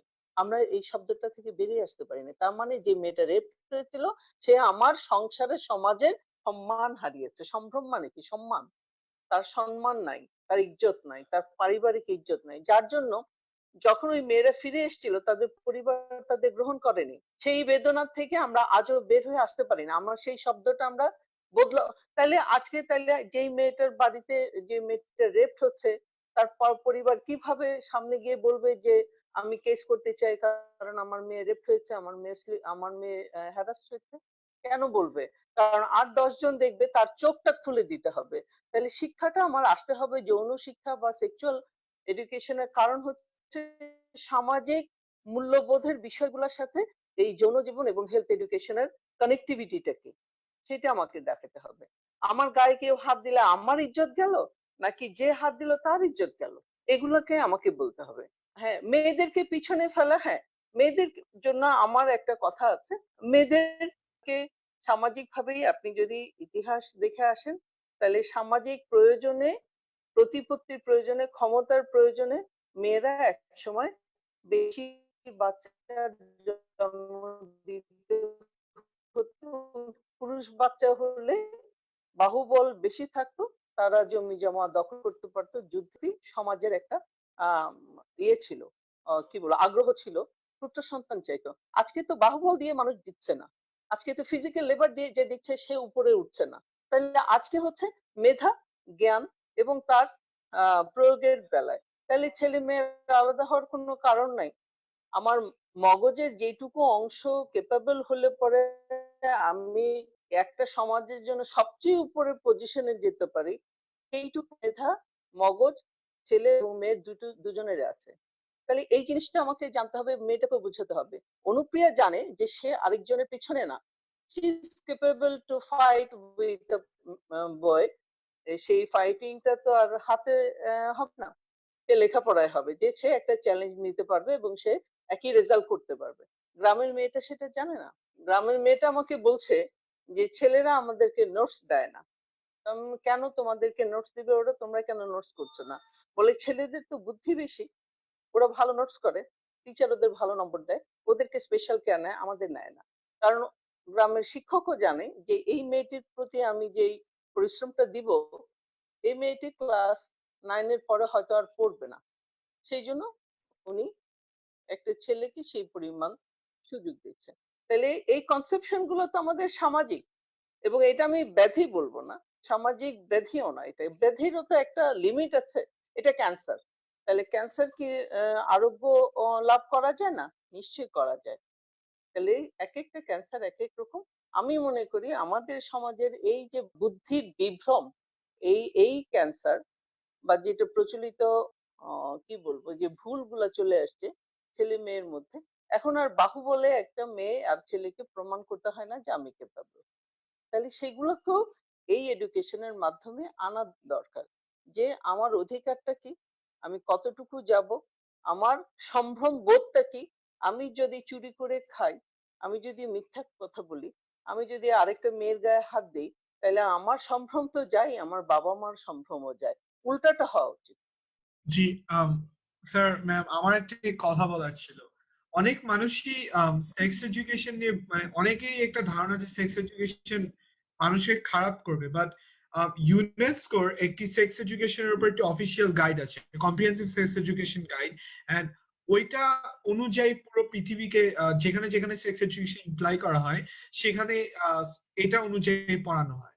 সো এই এই গাইডে ওরা সেক্স এডুকেশনকে ইমপ্লাই করার আগে 2008 থেকে শুরু করে 2016 পর্যন্ত একটা রিসার্চ কন্ডাক্ট করে, এবং ওই রিসার্চে দেখা যায় contrary to popular belief that sex education increases the sex rates, increases the relationships between people, এটার অপোজিটটা হয়, এবং the amount of sex between people reduced, also the violence in sexual relationships, physical relationships reduced, then relationship violence, gender based violence সব reduce করা হয়েছে। And even on that, even with the evidence, people still don't want to believe that sex education এর benefits গুলো, যেরকম India 2016 এর দিক I think sex education K mandatory করে দেওয়া হয়েছিল, then sex education again after 2 years it was banned in a lot of states just because they thought that it didn't go with their culture, even though India benefits proof korchilo. The rape rates, then the teenage pregnancy rates, HIV rate shop komi giyechilo, but they still abolished it just because they thought it didn't go with their culture and instead taught yoga to the classes, and it was only a 22-hour long session, 22-hour long session for the entire sex education thing. So according to that, Omar, I thought you had a question. So আমি স্যারকে জিজ্ঞেস করতে চাচ্ছিলাম, ঋষি যেটা বললো এটা কি আমাদের রিয়েলিস্টিক্যালি সেক্স এডে ইমপ্লিমেন্ট করাটা কি পসিবল? Of course possible. এখন পর্যন্ত সবাই এটা চিন্তা করেই তো বসেছিল যে মানুষ কি বলবে, লোকে কি বলবে, তাই না? এখন এই ব্যারিয়ারটা তো ব্রেক করতে হবে। Of course it is definitely possible, কেন পসিবল না? কিন্তু আপা যেভাবে বললো একদম স্পেসিফিক্যালি যে আমাদের সেক্সের নামে দিতে হবে এরকম কোনো কথা নাই। এটা আমরা যে কোনো নামে ইমপ্লিমেন্ট করতে পারি। আমার কন্টেন্ট সেম থাকলেই হলো, আমাদের ডেস্টিনেশন সেম থাকলেই হলো, এন্ড রেজাল্ট যদি আমার ফুলফিল হয় তাহলে আমার কেন সেক্সেরই নাম দিতে হবে? যেহেতু মানে ইনিশিয়াল ব্যারিয়ার টু এন্ট্রি যদি if it's just the name, you can change the name. তো স্যার, সো আপনি যেটা বললেন ওটার সাথে যদি একটু কন্টিনিউ করে আরেকটা কোয়েশ্চেন করি, তাহলে আমাদের জন্য আমরা যে সেক্স এডুকেশনের জন্য যে ক্যারিকুলামটা বানাবো ফর আওয়ার সোসাইটি, আমাদের দেশের জন্য, ওটা কি আমরা ইউনেস্কোর ক্যারিকুলামের চেঞ্জ করে দিব? কারণ India also has like almost the same mentality like আস, কিন্তু ওরা যখন ইউনেস্কোর ওই গাইড ওয়াইজটা পড়াচ্ছিল সেই সময় ওরা অনেক বাধা ফেস করলো, অ্যাজ রিশি সেড। সো আমাদের কি একটু ক্যারিকুলামটাকে চেঞ্জ করা উচিত, এবং কেন এটা জানতে চাচ্ছিলাম, উচিত নাকি না এবং কেন? এটা ডিপেন্ড করে কোথায় ইমপ্লিমেন্ট করা হচ্ছে। If it's in the urban areas, I don't think এটা চেঞ্জ করার কোনো দরকার আছে, but the moment you try to introduce to the rural populace, তখন কিন্তু একটা হিউজ প্রবলেম ফেস হবে। Because do you understand যে বাইরে বা ঢাকার বাইরে একটা অনেক বড় কি বলবো স্ট্রং হোল্ড হলো রিলিজিয়াস লিডারদের হাতে। And the এডুকেশন, মেয়েদের এডুকেশনই তো এই যে আমাদের নাম নিচ্ছি না, ইউ নো রাইট, 4-5 এর পরে বাচ্চাদেরকে স্কুলে পাঠাতে যেখানে মানা করছে, সেখানে স্কুলে যদি যেখানে মেয়েরা যাচ্ছে সেখানে যদি সেক্স এডুকেশন ইন্ট্রোডিউস করার কথা উঠানো হয়, এটা তো একটা ম্যাসেকার হয়ে যাবে। তো ঢাকার বাইরের কথা যদি চিন্তা করতে হয়, আই ডোন্ট থিংক এখন আমাদের কনফ্লিক্ট সবথেকে বেশি ইম্পর্টেন্ট। আমার মনে হয় এখানে এখন আপা যেরকম বললেন যে কৌশলে আমাদের আগানো উচিত, যেটাতে আমাদের মোস্ট ইফেক্টিভ হয়। সৃজনী ম্যাম, আপনি কি কিছু বলতে চান? আমি আসলে হ্যাঁ, এই বিষয়টার সাথে একমত যে এইটাকে ডিরেক্ট নামে, যেটা এর আগে বলেছিলাম যে ম্যাস মিডিয়া, তারপরে হচ্ছে যখন এটা একদম কমিউনিটি লেভেলে বিষয়টা আনতে হবে আর শুধু বইপত্রে না, তখন কিন্তু আমাদের এটা কৌশলগতভাবে যেতে হবে, কারণ যোগাযোগের মাধ্যমটা খুব ইম্পর্টেন্ট। যেটা কানিজ ম্যাডাম যে জিনিসটা দেখালেন যে এরকম মানে বইয়ে যখন কথাটা বলা থাকে এই হেডলাইনটা যে ক্যাচি একটা পয়েন্ট, তুমি এখন বড় হচ্ছ, তো এখানে এইটা পড়ার পরে উনার মধ্যে মানে যেই চেঞ্জটা এসছে, যেই কনসেপ্টটা, যেই বিষয়টা উনি ধারণ করতে পেরেছেন, হ্যাঁ, এরকম কিন্তু অনেক প্যারেন্টসেরই মানে একটা আই ওপেনার হিসেবে কাজ করবে যখন এটাকে আমরা টেকনিক্যালি কমিউনিকেট করতে পারবো। আচ্ছা, তাহলে আমার এখানে একটা কোয়েশ্চেন আছে। জি ম্যাম, কিছু বলতে চান? ও, আমি যেটা বলছিলাম যে এই বইটাতে নিউট্রিশনের ব্যাপারগুলো আছে, হ্যাঁ, যেমন পটাশিয়াম নার্ভাস সিস্টেমকে কিভাবে নিয়ন্ত্রণ করে, অনেক মানে যেহেতু উনি একজন ডাক্তার, উনি সেভাবে লিখেছেন। তো শুধু যে আমাকে সেক্স এডুকেশন বললে আমি কিভাবে আরেকজনকে টাচ করব না, কিংবা আরেকজনের উপরে আঘাত করব না, তাকে অত্যাচার করব না, তা না। শুধু আমি আমাকে কিভাবে ম্যানেজ করব, আমার ম্যানেজমেন্ট গুলোও একটা ব্যাপার। তো টাচ করলে যদি একটা ছেলের উপরে, সেই আমি বলি যে একটা ছেলেরই সেই কাজটা করে, একটা মেয়ের ভিতরেও কিন্তু হরমোনের এই দাপাদাপি গুলো হয়, এবং হরমোনের এই চেঞ্জের জন্য একটা কিশোরী মেয়েরও একটি ছেলেকে জড়িয়ে ধরতে ইচ্ছে করে। এখন সে তখন জড়িয়ে ধরলে তার কনসিকুয়েন্স গুলো কি কি হতে পারে।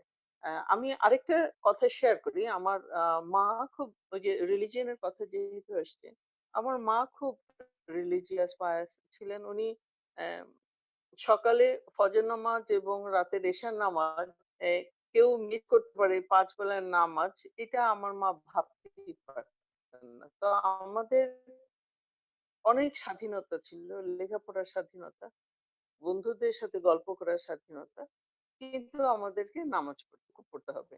কিন্তু উনি আবার, আমরা যখন বড় হচ্ছি, স্কুলে 9-10-এ পড়ি, তখন আমার ভাইদের বলতেন যে আহ, নতুন সিনেমা আসছে, তখন আমাদের রিক্রিয়েশন ছিল হলে গিয়ে সিনেমা দেখা। তো সিনেমা এসছে, সিনেমাতে আমাদের ভাইরাও, 2 ভাই বড়, ওনারা আমাদের নিয়ে আমাদের 2 বোনকে নিয়ে যেতে চাইতেন না ওরা। তো আমার মা তখন বলতেন যে ওদের বয়সের একটা চাহিদা আছে, সেইটা যদি তোমরা এখন নিয়ে না যাও তাহলে ওরা লুকিয়ে যাবে, তখন আরেকটা ছেলের সাথে লুকিয়ে যাবে, তখন তোমরা সেই ছেলেটাকেও মারবে, এসে বোনদেরকেও মারবে। আমি সেটা চাই না। আমি চাই ওদের ভিতরে যেই ইমোশনটা জমা আছে সেটার একটা ভেন্টিলেশন হোক, সেটা রিলিজ হোক, ওদের আনন্দিত জীবন হোক। এটা কিন্তু আমার মা তো ইউনিভার্সিটি পড়ুয়া ছিলেন না, কিন্তু ওরা সমাজ থেকেই জানতেন যে কোন বয়সে কোন জিনিসটা বাচ্চাদের দরকার এবং কিভাবে সেটাকে ম্যানেজ করতে হবে। তো আমাদের মনে হয় কি যে আমরা এটাও একটা ব্লেমিং এর পর্যায়ে আসছে। আমরা সব পুরুষগুলোকে ব্লেম করছি। কিন্তু একজন নারী হিসেবে আমি জানি যে আমার কিশোরী বয়সে কি ডিমান্ড ছিল। সেই ডিমান্ডটা আমি কিভাবে ফুলফিল করব, কিভাবে আমি ম্যানেজ করব। তো সেইগুলোর জন্য এই রিলিজিয়নের মধ্যে থেকেই আমরা কিভাবে সামাজিকভাবে এই একটা ভালো ব্যবস্থাপনার দিকে যেতে পারি সেটা মনে হয় আমাদের কথা বলা। জি, আম, আমার আপনাকে একটা কোয়েশ্চেন করার ইচ্ছা, ডক্টর কানিজা আকলিমা সুলতানা। আপনি যেহেতু গ্রামের স্কুলকে নিয়ে কাজ করার সাথে একটু হলেও ইনভলভ আছেন, আপনার কি মনে হয় যে আমরা গ্রামের স্কুলের এখানে সেক্স এডুকেশন কিভাবে পৌঁছে দিব, এবং সেটি করতে আমাদের ঠিক কতদিন সময় লাগতে পারে? ওই যে আমি বললাম যে আমি মানে সমাজ উপযোগী করেই আমাকে কৌশলে সেটা ঢুকাতে হবে। হ্যাঁ, এখন সেইটা যারা শিক্ষা নিয়ে কাজ করেন, যারা এই এই বয়সী ছেলে মেয়েদের নিয়ে কাজ করেন, আমি যেমন স্কুল ম্যানেজমেন্ট নিয়ে কাজ করি, স্কুলটা কিভাবে রেজাল্ট ভালো হবে, কি করলে হবে, ওদের ফুড কি হওয়া উচিত, বাবা মায়েদের সাথে কিভাবে তার মধ্যে এটা এসে পড়ে। এবং একজন প্যারেন্ট হিসেবে আমি এটা জানি যে আমাকেও এই জিনিস এই চ্যালেঞ্জ ফেস করেই আসতে হয়েছে। আমি আমার নিজের জীবন দিয়ে জানি এই চ্যালেঞ্জ আমাকে ফেস করে আসতে হয়েছে। সেই জন্য সেটা আমি সেই ইনপুট হিসেবে নেই, কিন্তু এইটা আসলে একটা বিশাল গবেষণার বিষয়। হুট করেই সবকিছু ইন্ট্রোডিউস করা যাবে না, এটা আমি মনে করি। এমন একটা যেন এটা বুমেরাং না হয়, যাতে আমি এটা তৈরি করতে গিয়ে এটা ভেঙে না পড়ে সমাজটা। তাইলে একটা টেকসই মানে সাস্টেইন করার জন্য সাস্টেইনেবল একটা এডুকেশন সিস্টেম। তাইলে আমার এই যে ছোট ছোট নাম দেওয়া হেলথ এডুকেশনের নামে, আহ, আমার বাংলায়, এবং আমি জানি না কেন জানি আমারও তো ওরকমই হয় যখন আমি যৌন জীবন দেখি বা যৌন ডাক্তার দেখি, তখন দেখি শব্দটা, কারণ আমার মগজে তো গেছে যে এইটা আসলে একটা ফিজিক্যাল অ্যাক্টিভিটিস, কিন্তু ফর্মে যখন সেক্স লেখা থাকে তখন তো আমি মেল আর ফিমেল লিখতে আমার কোনো সমস্যা হচ্ছে না। তার মানে হচ্ছে আমার মন স্থির করে দিচ্ছে কোথায় গেলে আমার এই শব্দ পজিটিভ যাবে, কোথায় গেলে আমি একটু অন্যরকম ভাবে দেখবো। তাহলে আমাদের মনটাকে তৈরি করা দরকার। একজন মানুষ, বয়স্ক মানুষ, তার কন্যাকে ভীষণ ভাবে আদর করছে, তারই কন্যার বয়সে একজনকে গায়ে হাত দিচ্ছে, ব্যাক টাচ। আমি আমার নিজের বেলায় বলতে পারি, আমি যখন ক্লাস 3 তে পড়ি, আমার যে খেলার সাথী ছিল, আমি প্রথম ব্যাক টাচ পেয়েছি তার বাবার হাত দিয়ে। আমি তা বিকেল বেলায় খেলবো, মাঠে গেলাম এবং আমি খুব অবাক হলাম যে এটা হতে পারে, এবং আমি দৌড়ে বাসায় চলে আসলাম। তো এই যে এই জিনিসগুলা যে তৈরি হচ্ছে, তার মানে কি আমার মন বলছে আমার কন্যার গায়ে হাত দিব না, আমার মন বলছে আমি আরেকজনের কন্যার গায়ে হাত দিতে পারি। এই কারণেই আমি আমার ছেলেরা যখন নট এখানে না, আমি যখন বিদেশেও পড়তে গেছি, আমরা যখন ইউনিভার্সিটি ক্যাম্পাস থেকে আমি আর ওর বাবা বাইরে যেতাম, তখন আমি কখনো বলে যাই নাই যে আমি ওদেরকে বলেছি যে বাবা মা আছি। হ্যাঁ, কেউ জিজ্ঞেস করলে যেন ওরা বলে যে বাবা মা আছে, মানে কেউ আমার বাচ্চাদেরকে প্র্যাকটিস না করতে পারে, হ্যারাস না করতে পারে, সেইটা আমি খেয়াল করছিলাম। তাহলে আমি কি সারাক্ষণ বাবা মা কি সারাক্ষণ শুধু বাচ্চাকে পাহারা দিয়ে রাখবে?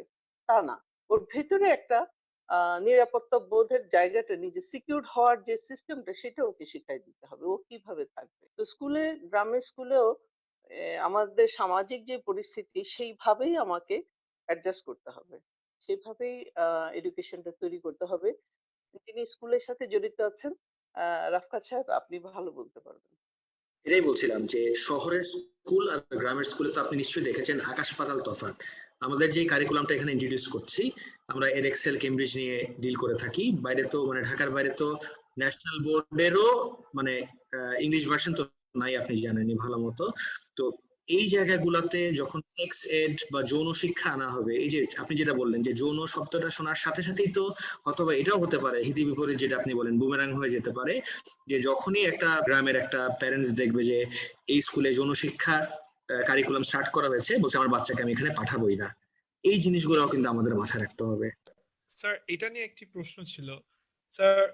বেশ, যেহেতু স্যার অ্যাকর্ডিং টু এভিডেন্স, এটা এভিডেন্স সাজেস্ট করে যে সেক্স এডুকেশন দিলে আমাদের কালচার যেটা বলে, যেটা সেক্স এডুকেশনের disbenefits, actually sex education imply করলে এটা হয় না। যেরকম অনেকজন বলে যে sex education promotes premarital sex and stuff like that, যেটা আমাদের কালচারে অ্যাকসেপ্টেড না, বাট এভিডেন্স শো করে it does not promote premarital sex, it reduces the rates of premarital sex. So sir এই জিনিসটা আমরা যেহেতু টিনস এন্ড আমরা আমাদের স্কুলে সেক্স এডুকেশন ইমপ্লাই করতে কি কি স্টেপস নিতে পারি, বা আমরা কিভাবে আমাদের টিচার বা প্রিন্সিপাল বা সবাইকে অ্যাপ্রোচ করা উচিত যে this things should be taught in our schools in a proper way by someone who is well educated to teach this? Right, absolutely right. I really need to focus on this part. Someone who is really well educated to teach, this topic. Acha, can I ask you, তুমি কোন স্কুলে আছো? Sunnydale, fine. Onofia raised a very important question. একটা খুব important topic raise করছিল যে আমাদের introduce করব কিভাবে। এখন অনেকগুলো ইস্যু এখানে, right? One of them could be কি নামে আমরা ইন্ট্রোডিউস করছি, this is really important. And introduce করার পরে তারপরে what are the consequences, right? এই জিনিসগুলো আমাদের সারাক্ষণ কিন্তু মাথায় রাখতে হবে। আর তুমি যেটা বললা ঋষি যে স্টার্টটা করবো কিভাবে, we have to start somewhere, right? Where exactly do we start? Why don't we start with this? একটা ম্যানিফেস্টো ড্রাফট করা উচিত আমার মনে হয়, যেখানে পুরো গাইডলাইনটা থাকবে। বাংলাদেশে তো এর আগে এরকম অর্গানাইজ ওয়েতে কখনো করা হয় নাই। তো we can start off with the UNESCO one and see যে কোন পার্টগুলা আমরা অ্যাড করতে পারি, কোন পার্টগুলো আমরা রিডিউস করতে পারি to start with our school curriculum. And একটা ছোট্ট ব্যাপার যদি আমি বলি, যে আমি বা তুমি যদি আজকে স্টার্ট করি, আমি একটা জিনিস ড্রাফট করে, এটার ওয়েট যতটুকু হবে তখন বলতে পারে স্কুল অথরিটি, আমার স্কুলে that won't be the problem because I'll be deciding কি আসছে, বাট এনি আদার স্কুল, যে এই জন্য আমি তোমাকে জিজ্ঞেস করলাম যে তুমি কোন স্কুলে আছো, you can ask যে this has been implemented, tried and tested, and this has proven যে to work, so why don't we start this right now? And necessarily এই যে সেক্স এডুকেশন সব থেকে বড় মিসকনসেপশন আমি যেটা দেখছি, যে অনেকে ভাবে যে সেক্স এডুকেশনে সেক্স করানো শেখানো হবে, মানে হাউ উইয়ার্ড ইজ ইট, মানে কেন একটা মানুষ এভাবে চিন্তা করছে, আই হ্যাভ নো আইডিয়া, তাই না? তো এই জিনিসগুলো আমাদের মনে হয় ইন্ট্রোডিউস করাটা খুব জরুরি। স্যার আপনি যেটা বললেন আমরা ইমপ্লিমেন্ট করতে আমাদের আস্তে আস্তে ম্যানিফেস্ট এইসব ড্রাফট করা উচিত, and we should ask about this things. Sir realistically মানে সেক্স এডুকেশন আমাদের স্কুলে আনতে হলে কত একটা গেস কত টাইম লাগতে পারে? A minimum of a estimated time, like. I mean, I can only speak for myself. We will be starting from the next session. একদম positively from the next session. কিন্তু That's very great, sir. আমাদের এতটুক for sure you will be starting. এখন বাকি যে ইয়েগুলা technicalities গুলা সেগুলা we are working on it, যে নামটা কি দেওয়া হবে, কোন এজ গ্রুপ থেকে ইন্ট্রোডিউস করব, আর কন্টেন্ট কি হবে, এই জিনিসগুলো is still up for discussion. G sir, আমার এখানে একটা কোয়েশ্চেন আছে। We will be starting this. G sir, আপনারা যেহেতু ডিসাইড করলেন যে আপনারা নেক্সট সেশন থেকে এটা ইমপ্লিমেন্ট করবেন, তো করলেন ভালো কথা, কিন্তু এরপর যে কনসিকুয়েন্সেস গুলো আপনারা ফেস করবেন, এই সোসাইটিতে তো অনেকে এই কথাটা শুনবে, ধরে নিতে পারি যে স্টুডেন্টসের ম্যাক্সিমাম প্যারেন্টস এটার এগেইনস্টে থাকবে, সেই প্রবলেমস গুলোকে আপনারা কিভাবে ট্যাকল করবেন? রাইট, আপা একটা ইন্টারেস্টিং কথা বলেছেন, যে শুধুমাত্র বাচ্চাদেরকে শেখালে কিন্তু হবে না, we have to teach the parents as well, right? And you must have noticed যে তোমরা যদি তোমার প্যারেন্টসদেরকে যে একটা কথা বলো, এটা যতটুক না ওয়েট বেয়ার করবে, একটা অথরিটেটিভ ফিগার থেকে যখন এই জিনিসটা আসবে, আমার মনে হয় এটা অ্যাটলিস্ট আরেকটু হলেও বেশি ওয়েট আসবে। তো এই জায়গায় all the school authorities have to be united. আমরা যেটা করছি, আমরা প্যারেন্টসদের সাথে আগে একটা জিনিস ইন্ট্রোডিউস করব। আমার আইডিয়াটা হলো we talk to the parents first and we let them know what sex education really is. দেখো, we and I, আমরা এখানে যারা আছি, আমরা সবাই জানি সেক্স এডুকেশন কি, যাদের জন্য আমরা ইন্ট্রোডিউস করছি মোরলেস তারাও কিন্তু জানে না, কারা জানো? The parents. আই থিঙ্ক এই জায়গাটাতে আমাদের ইন্ট্রোডিউস করা বেশি দরকার। We let them know what sex education really is and what is it that we are exactly planning on teaching in this curriculum. And I don't think once they know, কেন বাধা আসবে? Are we promoting G sir anything vulgar? Are we promoting anything that goes against our culture? Of course not. তাহলে কেন বাধাটা আসবে? Exactly, sir. Because home is our first teacher. Our parents are our first teacher. আমাদের কোনো inquiry বা কোনো question থাকলে আমরা আগে মা বাবার কাছেই যাই। But in this case আমাদের মা বাবারও এটা নিয়ে একটু knowledge কম। এটার জন্য অনেকে এটা মা বাবার And knowledge একটা কম কেন একটা জানো? ছেলে Because of the stigma attached. Can you utter the word sex in front of your parents? Can you? no sir not No, really. sir. A lot of us can. That's the thing. That's the thing. G sir, আপনি যে টপিকটা নিয়ে কথা বললেন যে প্যারেন্টসদেরকে আমাদের আগে শেখানো উচিত, প্যারেন্টসদের সাথে আপনারা বসবেন।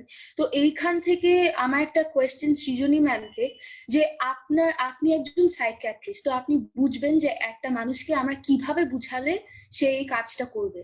তাহলে আপনার কি মনে হয় যে একটা প্যারেন্টসকে আমরা কিভাবে, কি ইনিশিয়েটিভ নিলে প্যারেন্টসরা এই সেক্স এডুকেশন ইমপ্লিমেন্ট করার জন্য রাজি হবে? একটা বিষয় কি, মানে ট্যাবু জিনিসগুলার বিষয়ে আমরা যদি এরকম আশা করি যে এটা খুব হুট করে চেঞ্জ হয়ে যাবে, সেটা কিন্তু হবে না। প্রথম কথা হচ্ছে প্যারেন্টসদের এটার নিডটা বারবার বুঝাতে হবে, এবং যখন হচ্ছে প্যারেন্টসরা এটা তাদের নিজেদের জীবনের সাথে, যে বাচ্চারা এই ধরনের কোশ্চেন করে বা বাচ্চাদেরকে ডিল করতে গিয়ে কি কি প্রবলেম হয়, এগুলো দিয়ে যখন তাদেরকে বোঝানো হবে, তখন এক সময় তারা সেটা অ্যাকসেপ্ট করতে পারবে। মানে বিষয়টা হচ্ছে যে যখন এইটা বুঝবে যে না, এখান থেকে কিছু বিষয়ের সমাধান হবে, যেমন অ্যাডোলেসেন্টদের নিয়ে যে প্রবলেম গুলাতে থাকে, বা এখন যেটা প্যারেন্টসরা অনেক বেশি ফেস করছেন, যে বাচ্চা মেয়েদেরকে নিয়ে টেনশন, এমনকি বাচ্চা ছেলেদেরকে নিয়েও টু সাম এক্সটেন্ট টেনশন কাজ করছে। হ্যাঁ, একটা মেয়ে যখন পিউবার্টিতে যাচ্ছে, ছেলে যখন পিউবার্টিতে যাচ্ছে, তখন তাদের সেটা নিয়ে যে টেনশন, এই বিষয়গুলোকে তারা হচ্ছে এই বিষয়গুলোর ব্যাপারে সলভ করতে পারবে, এই আশাটা যখন পাবে, এভাবে করে জানলে তখন হচ্ছে এইটার বিষয়টাকে অ্যাকসেপ্ট করতে পারবে। আর একটা বিষয় যেটা, যে আমাদের দেশে এই যে 3 ধরনের এডুকেশন সিস্টেমটা, এইটা কিন্তু যে কোনো একটা ইউনিফর্ম এডুকেশনের পথে একটা বাধা। যেমন আমরা যেহেতু বারবারই এখানে বলছি এডুকেশন এডুকেশন, এবং অবশ্যই এখানে প্রথম মডালিটিটা যাবে স্কুল কলেজ ভিত্তিক এডুকেশন দিয়ে, অর্থাৎ টেক্সট বুকে বা স্কুলের অ্যাক্টিভিটি গুলাতে। সেই ক্ষেত্রে যেমন তোমরা এখানে যারা আছো স্টুডেন্ট, তারা হচ্ছে ইংলিশ মিডিয়ামের, বাংলা মিডিয়ামে অলরেডি যেটা, যে বোর্ড থেকে শারীরিক শিক্ষা বলে কিন্তু একটা সাবজেক্ট আছে। এখন সেটার মধ্যেও হঠাৎ করে নতুন কোনো কন্টেন্ট যোগ হলে দেখা যাবে যে প্যারেন্টস এর মধ্যে অ্যাকসেপ্টেন্সটার বিষয়ে একটা মানে দ্বিমত থাকতে পারে। আবার আরেকটা শিক্ষা ব্যবস্থা যেটা মানে মাদ্রাসার শিক্ষা ব্যবস্থা, ওটার ক্ষেত্রে তো এখানে মানে অ্যাপ্রোচ করাটাই অনেক কঠিন হবে। তো এই ক্ষেত্রে হচ্ছে যে এই 3 ধরনের সিস্টেমে 3 রকম ভাবে আসলে ইমপ্লিমেন্ট করতে হবে। এখানে কোনো ইউনিফর্ম ওয়েতে আসার উপায় নাই, কারণ সহসাই এই 3 ধরনের সিস্টেম একটা ইউনিফর্ম একটা মানে এক গতিতে চলে আসবে না। মানে জিস্ট যে ব্যাপারটা আমি বলতে চাচ্ছি সেটা হচ্ছে যে 3 ধরনের সিস্টেমের সাথে 3 রকম ভাবে, এবং প্যারেন্টসদেরকে তাদের প্রবলেমটা দিয়ে বুঝালে তখন তারা অ্যাকসেপ্ট করতে পারবে। Ji ma'am, thank you so much. I think Omar has something to say. So thank you, ma'am, for answering the question and sharing your perspective. Sir, I had a question, and firstly, I want to thank you from the bottom of my heart that British Columbia School and আপনার স্কুলে have introduced sex education. That actually means a lot to the society. But আমার একটা question হচ্ছে গিয়ে, আমার মনে করেন আমরা বাচ্চারা আমরা ইন্টারনেট থেকে এরকম জেনেছি, আমাদের পার্সপেক্টিভটা হয়তো একটু ডিফারেন্ট ফ্রম আওয়ার কালচার, আমরা কালচারটাকে একটু অন্যভাবে দেখতে পারি, বিকজ উই ওয়ার বর্ন, মানে আমরা জন্মগ্রহণ করেছি, আমরা একটু we are like a bit modern, ওভাবে বলছি না, বাট একটু মডার্ন আমরা ওই দিক থেকে। বাট আমরা প্যারেন্টস এর পার্সপেক্টিভটা আমরা কিভাবে চেঞ্জ করতে পারবো? কারণ অনেক প্যারেন্টসদেরই এটার ব্যাপার হচ্ছে যে একটা পুরাই একটা রং কনসেপশন আছে অ্যাবাউট ইট। এমন মনে করবে যে এটা নিয়ে কথা বললে মানুষ কি বলবে, মানে প্যারেন্টস এর পার্সপেক্টিভটা কিভাবে চেঞ্জ করতে পারি এটা আপনাকে জিজ্ঞেস করতাম। আর আমি আমি যেহেতু কানিজ ম্যাম আমাদেরকে একটা প্যারেন্টস এর পার্সপেক্টিভ থেকেও বলছে, আমি কোয়েশ্চেনটা ওনার কাছে সেকেন্ডলি যাব after we take your opinion. Thank you, that's the question. একটা কোয়েশ্চেন করেছিলেন, আমি একটা অনুপ্রিয়ার একটা কথা মনে করতে করতে পারছিলাম না। Attraction towards forbidden things. Why is sex forbidden? And have you seen the attraction towards this? And when it's a natural thing, can we all come to this consensus? It's a natural thing. You cannot deny that. This is the reason for your existence and mine. তাই না? মানে sex ছাড়া তো আমরা কেউই পৃথিবীতে আসতে পারতাম না। একটা ন্যাচারাল জিনিসকে ট্যাবু করা হচ্ছে এক সাইডে, এটা হলো ওপেনলি সবার সামনে, আর back in my head the attraction and the curiosity, এই সব জিনিসগুলাকে ব্লেন্ড করা possible once it's not behind the curtains anymore. And Rishi did point this out perfectly, যে স্ট্যাটিস্টিক্স কেন সাজেস্ট করে যে সেক্স এডুকেশন ইন্ট্রোডিউস করার পরে প্রিম্যারিটাল সেক্সের রেটস আরো কমে গেছে। প্রিম্যারিটাল সেক্সের রেটস হাই কেন? Because of the attraction. and since it's forbidden, and যখন এই ফরবিডেনটা থাকবে না, যখন এই এক্সট্রা কিউরিওসিটিটা থাকবে না, and when they know what it actually is, তখন I'm pretty sure যে everything will fall in place. এই জিনিসগুলাই প্যারেন্টসদের সাথে will introduce this. আমরা তো ইন্ট্রোডিউস করে তারপর জানাবো না।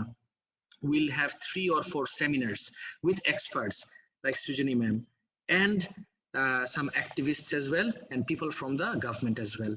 বিকজ আমরা গভর্নমেন্ট লেভেল থেকে এটা করার প্ল্যান করছি। বিকজ আমি শুধুমাত্র আমার স্কুলের জন্য চিন্তা করলে that would be a bit selfish if you think about it. স্কুলে আমার আর কয়টা স্টুডেন্ট? আমার ব্রডার গুডের জন্য আমার সবারটা চিন্তা করা উচিত আমার মনে হয়। এন্ড একটা তো অনেক বড় জিনিস আমি চিন্তাই করি নাই, and I do blame myself. আমি ন্যাশনাল বোর্ডের কথা চিন্তা করেছি, ইংলিশ মিডিয়ামের কথা চিন্তা করেছি। I didn't even think about মাদ্রাসা ফর ওয়ান্স।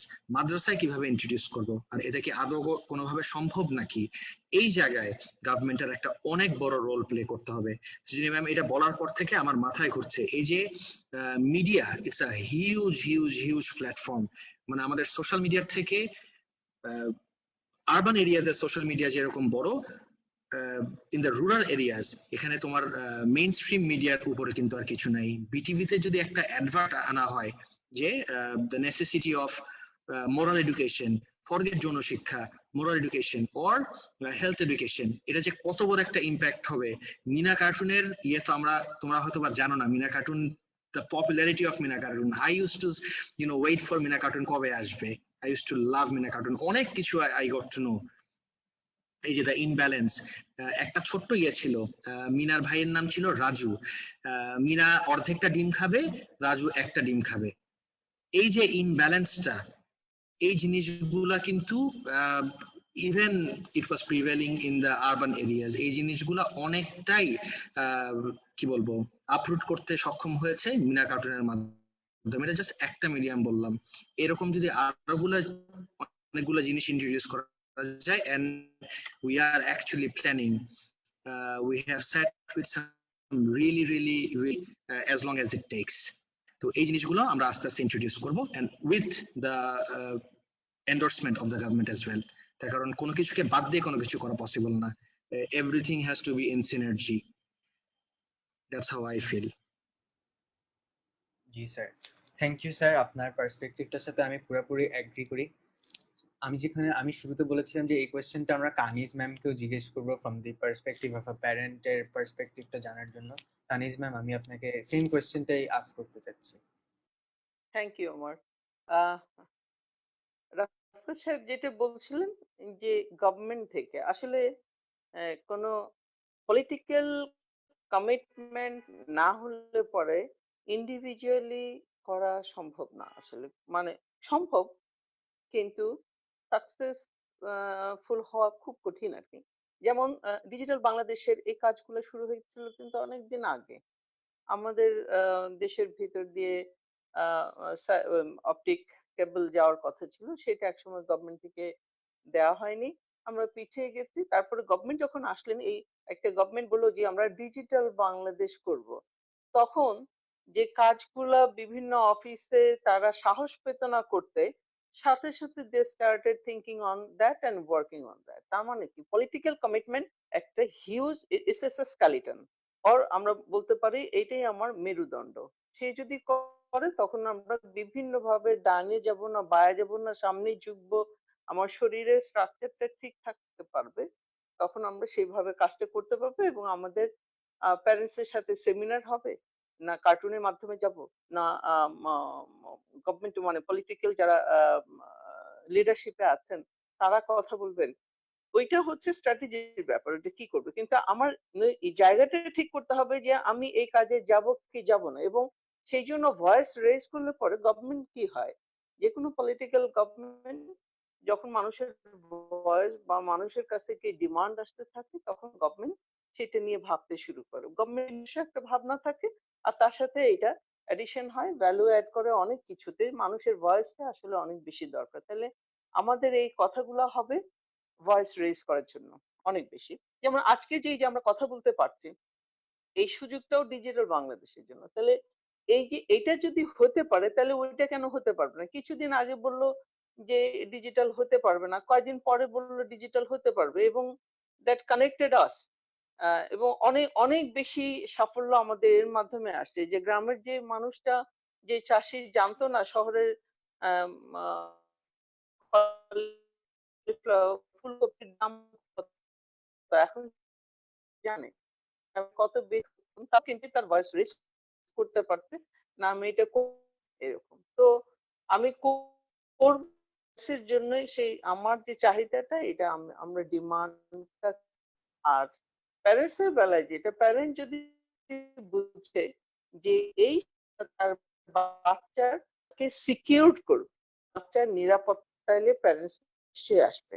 তো আমি সেটাই বলছি যে সবকিছুই পসিবল, শুধু খারাপ জিনিস আহ খারাপ জিনিস পসিবল না। মানে খারাপ জিনিস হচ্ছে, এর থেকে আমরা যদি সচেতন থাকি তাহলে এটা অ্যাগ্রাভেটেড হবে না। ভালো জিনিস করতে একটু কষ্ট হয়, পরিশ্রম হয়, ইট টেক্স টাইম, কিন্তু হয়। এবং আমরা যতবার বলবো যে আমার বাচ্চার ভালোর জন্য, আমি যেটা বলছিলাম যে একটা জঙ্গি বাচ্চা, একটা বাচ্চা ছেলেরা যখন বোমা বানাতে গিয়ে মারা যায়, আমি উল্লসিত হই না, আমার বুকের ভিতরে ব্যথা হয়। আমি জানি একটা বাচ্চা জন্ম নিয়ে এই সমাজে তৈরি হয়েছিল, সেই বাচ্চাটার অধিকার ছিল বেঁচে থাকার একটা আনন্দিত জীবনের। সেই বাচ্চাটাকে আমি বঞ্চিত করেছি, হয় আমি প্যারেন্টস হিসেবে তাকে শিখাতে পারি নাই, নাহলে এই সমাজ তাকে শিখাতে পারেন। তো সেই বাচ্চাটা ভিকটিম, যে বাচ্চাটা রেপ করে সেও ভিকটিম, যে মানুষটা খুন করে খুনিও, খুনিও কিন্তু সমাজেরই ভিকটিম, কারণ সে আলোকিত জীবনের সন্ধান পায়নি। তাহলে আমার দায়িত্ব হচ্ছে আলোর দিকে নেয়া। আমরা একটা সুড়ঙ্গের মধ্যে আছি, এবং সুড়ঙ্গের শেষ মাথায় যদি একটু আলো থাকে, একটু আলো, এই যে আজকে আমরা কথা বলছি, সেটা আমি মনে করি সুড়ঙ্গের শেষ মাথায় আলো। আমাদেরকে সেই সুড়ঙ্গের শেষ মাথায় গিয়ে পৌঁছতে হবে, এটা আমাদের টার্গেট। রাতারাতি কিছু হবে না, কিন্তু খুব তাড়াতাড়ি হবে যদি আমরা সবাই সচেতন হই, এবং প্যারেন্টসরা সহযোগিতা করবে সব শিখতে, শিক্ষাটা আমার বাচ্চাকে সিকিউর করবে। Ma'am, I agree with you. And sir, একটা কথা ছিল আমার, as in, uh, we can know that আমাদের most reported rape cases are from educated people. মানে educated মানুষের mostly report করে, but a lot of rape cases among the rural people or গ্রামের মানুষ বা বাংলাদেশে যারা একটু lower class or the poor people, um, they do not report the rape cases as they don't even know about this concept. A lot of people, it surprises me, don't even step out and even complain. And most of the rapes that are happening with these type of people, with the rural people. এই মানুষগুলা এটা নিয়ে যেহেতু অনেক কম knowledge, and ওদের কি কি steps নেওয়া যায় এটার প্রতি, ওদের একটু কম নলেজ, এটার জন্য তারা স্টেপস নিতে পারে না, এবং ওদের উপর যে অত্যাচার হতে আছে এটা, what do you think, like what we. আসলে ওই যে বললাম যে সমাজকে আলো দিতে হবে, সমাজকে বুঝতে দিতে হবে যে এটা অন্যায়। তাহলে আমি, যিনি দুর্বল যার মেয়েটা একজন দিনমজুরের মেয়ে যখন রেপড হয় এবং সেটা যদি গ্রামের একজন ক্ষমতাশালীর সন্তানের মাধ্যমে বা ক্ষমতাশালীকে দিয়ে হয়, তাহলে সেই দিনমজুরকে গ্রাম ছাড়া হয়ে যেতে হয় যদি সে বিচার চায়। হ্যাঁ? তাহলে সেই জায়গাটায় সে কেন সাহস করবে?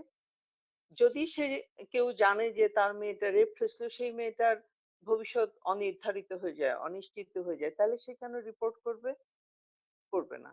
তাহলে যদি, তার মানে আমার সামাজিক আন্দোলনটাই আসলে এখানে মুখ্য। যে যে যে গ্রামে, আমরা যদি গ্রামে এরকম তৈরি করতে পারি ফোর্স, যে যেই গ্রামে একটা মেয়ে রেপ হবে, সবগুলা মানুষ সেই ভিকটিমের পাশে গিয়ে দাঁড়াবে। তাইলে যে যত মানুষের থেকে বড় শক্তি তো আর নাই। ১০ জন মানুষ যদি একসাথে কথা বলে, তাহলে একজন যত বড় ক্ষমতাশালী হোক তাকে চুপ করে যেতে হয়।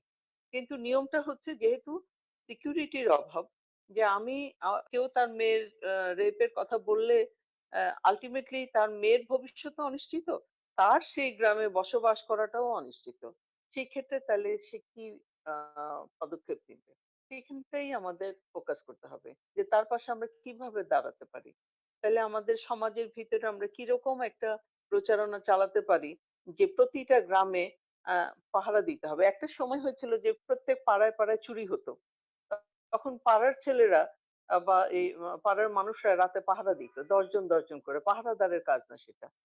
এবং একটা সময় সেটা থামতে বাধ্য হলো।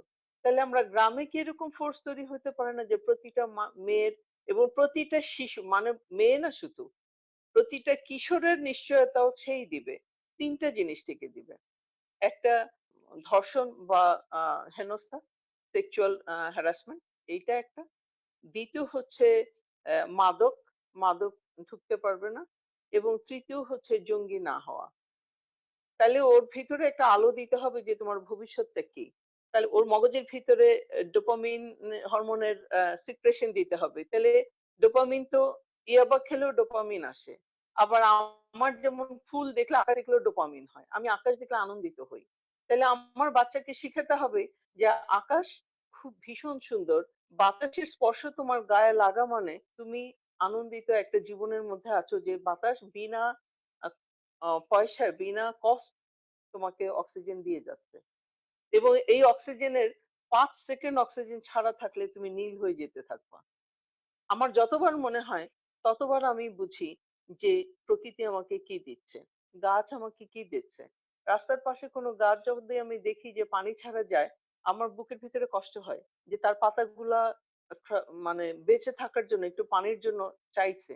তা আমি, আমার আমার মনে হয় প্রত্যেকেরই গাছে একটু পানি দেওয়া উচিত, যদি গাছ দেখে যে সে পানি শূন্য আছে। এই যে কাজগুলো, এগুলো মানুষের মাথার মধ্যে ডোপামিন হরমোনের সিক্রেশন দেয়, আনন্দ দেয় জীবনে। তাহলে আনন্দ, আমি আমার একটা বড় একটা দামি একটা মোবাইল, বা আমার একটা বিদেশে বেড়াতে যাওয়া, বা ভীষণ একটা ভালো জায়গায় বেড়াতে যাওয়া, বা আমার ২ ডোজ ইয়াবা খাওয়া, এর বাইরেও প্রকৃতি আনন্দ দিয়ে দিয়েছে আমাদের মধ্যে। প্রতিদিন নিত্যদিন সকালবেলা আমি দেখি যে সূর্য যেদিন ওঠে না সেদিনও আমার আনন্দ হয়, যেদিন সূর্য ওঠে সেদিনও আমার আনন্দ হয়, কারণ আমি বেঁচে আছি, এই ফিলিংটাই আমাকে আনন্দিত করে। তার মানে আমাদের এই আহ, ব্যাপারটাই চেঞ্জ করা দরকার আর কি। আমরা যে একটা কর্পোরেট জগতের মধ্যে দৌড়াচ্ছি, গ্রামে সে অক্ষম, অসহায়, সেইভাবে সে নিজেকে কোনো রকমে সামলে নিচ্ছে। আর আমি শহরে থেকে একটা কর্পোরেট জগতের দিকে দৌড়াচ্ছি। এর বাইরেও যে একটা জীবন আছে, আনন্দের খনি আছে। তাহলে এই ভালো লাগাগুলোর সংখ্যা যত বাড়বে, সমাজ থেকে অন্ধকার তত দূর হবে। Yeah, thank you, Kanis ma'am, for sharing your perspective. I think Omar had a question. So আমরা আজকে ডিসকাশনের একদম শেষ প্রান্তে চলে এসেছি। We had a wonderful discussion. আমাদের আজকে মোস্ট অফ দ্য ডিসকাশন ছিল যে আমরা আমাদের পার্ট থেকে কি করতে পারি, আমরা স্কুল থেকে কি করতে পারি, আর কার পার্সপেক্টিভ আমরা কিভাবে চেঞ্জ করতে পারি। But we are missing out on a big part. আর এটাই আমি আমার লাস্ট কোয়েশ্চেনটা রাখতে চাচ্ছি before we end the session. So the last question is, আমরা রেটস কমানোর জন্য অথবা স্টপ করার জন্য law enforcing authorities and governments কি কি স্টেপ নিতে পারে, এটা নিয়ে আমরা লাস্টে ডিসকাস করে we would end the session. So I would like to ask this question to Rafkat sir. আমি যদি রেপ স্ট্যাটস দেখি, would you all agree যে ঢাকার বাইরে রেপ স্ট্যাটস গুলো আরো অনেক অ্যালার্মিং?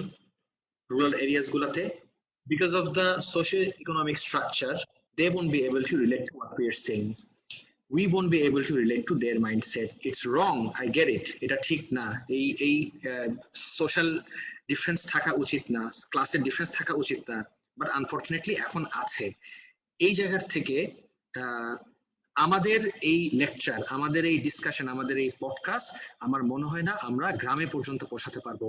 রুরাল পপুলাস পর্যন্ত পৌঁছানোর জন্য government has to take the step.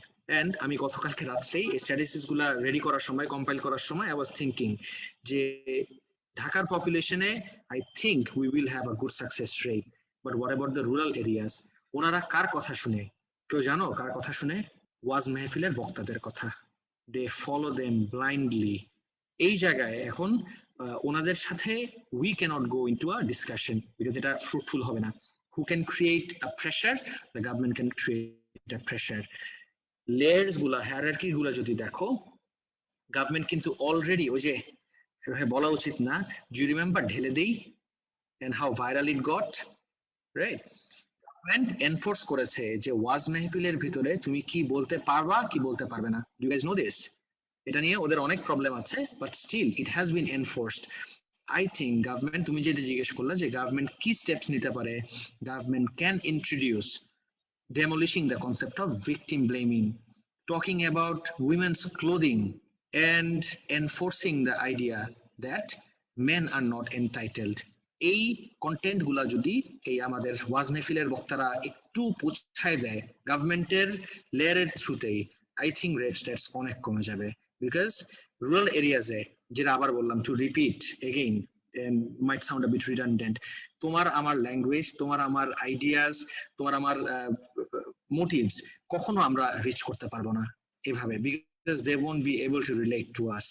Relate করবে যাদের সাথে, I think we have to work with that, and since we cannot directly work with that, this is where the government have to step in. Thank you so much, sir. আর সবাইকে আমার খুব thank you এত সুন্দর কিছু explain করার জন্য এবং আপনাদের ভ্যালুয়েবল টাইম আমাদের সাথে শেয়ার করার জন্য। আপনাদের কার কিছু কি বলার আছে? সৃজনী ম্যাম, আপনি যদি কিছু বলতে চান, আপনার কথা শুনে উই ক্যান এন্ড ইট। আচ্ছা, আর নতুন করে আর কিছু বলার নেই, অলরেডি সব কথাগুলো চলে এসছে। আমি আসলে আজকে ডিসকাশন থেকে অনেক কিছু জানলাম, শিখলাম, আর আমি খুব আশাবাদী যে আমরা যার যার নিজের জায়গাটা থেকে কাজ করতে পারবো। আর সত্যি কথা হচ্ছে যে অনেক বড় একটা স্টেপ অবভিয়াসলি পলিটিক্যালি এবং গভর্নমেন্ট থেকেই আসতে হবে। আর আমাদের নিজস্ব জায়গাগুলো থেকে আমরা যেন এটা ব্যাপারে ওপেন থাকি এবং এটা নিয়ে কাজ করতে চাই, সেই বিষয়টা হচ্ছে মানে আমার আশার জায়গা। Ji, thank you ma'am, thank you so much. আপনাদের তিনজনকে অনেক অনেক ধন্যবাদ আমাদের সাথে যোগ দেওয়ার জন্য। আশা করি এখানে এই পুরো পডকাস্টটা যারা যারা দেখেছে তারাও অনেক কিছু শিখেছে, আমরা অনেক কিছু শিখেছি। তাহলে আমাদের সময় একদমই শেষ। সবাই ভালো থাকবেন, and thanks to the viewers আপনাদের টাইম নিয়ে আমাদের এখানে দেখার জন্য। থ্যাংক ইউ ফ্রম টিম পাশে আছি পাশে থাকবেন।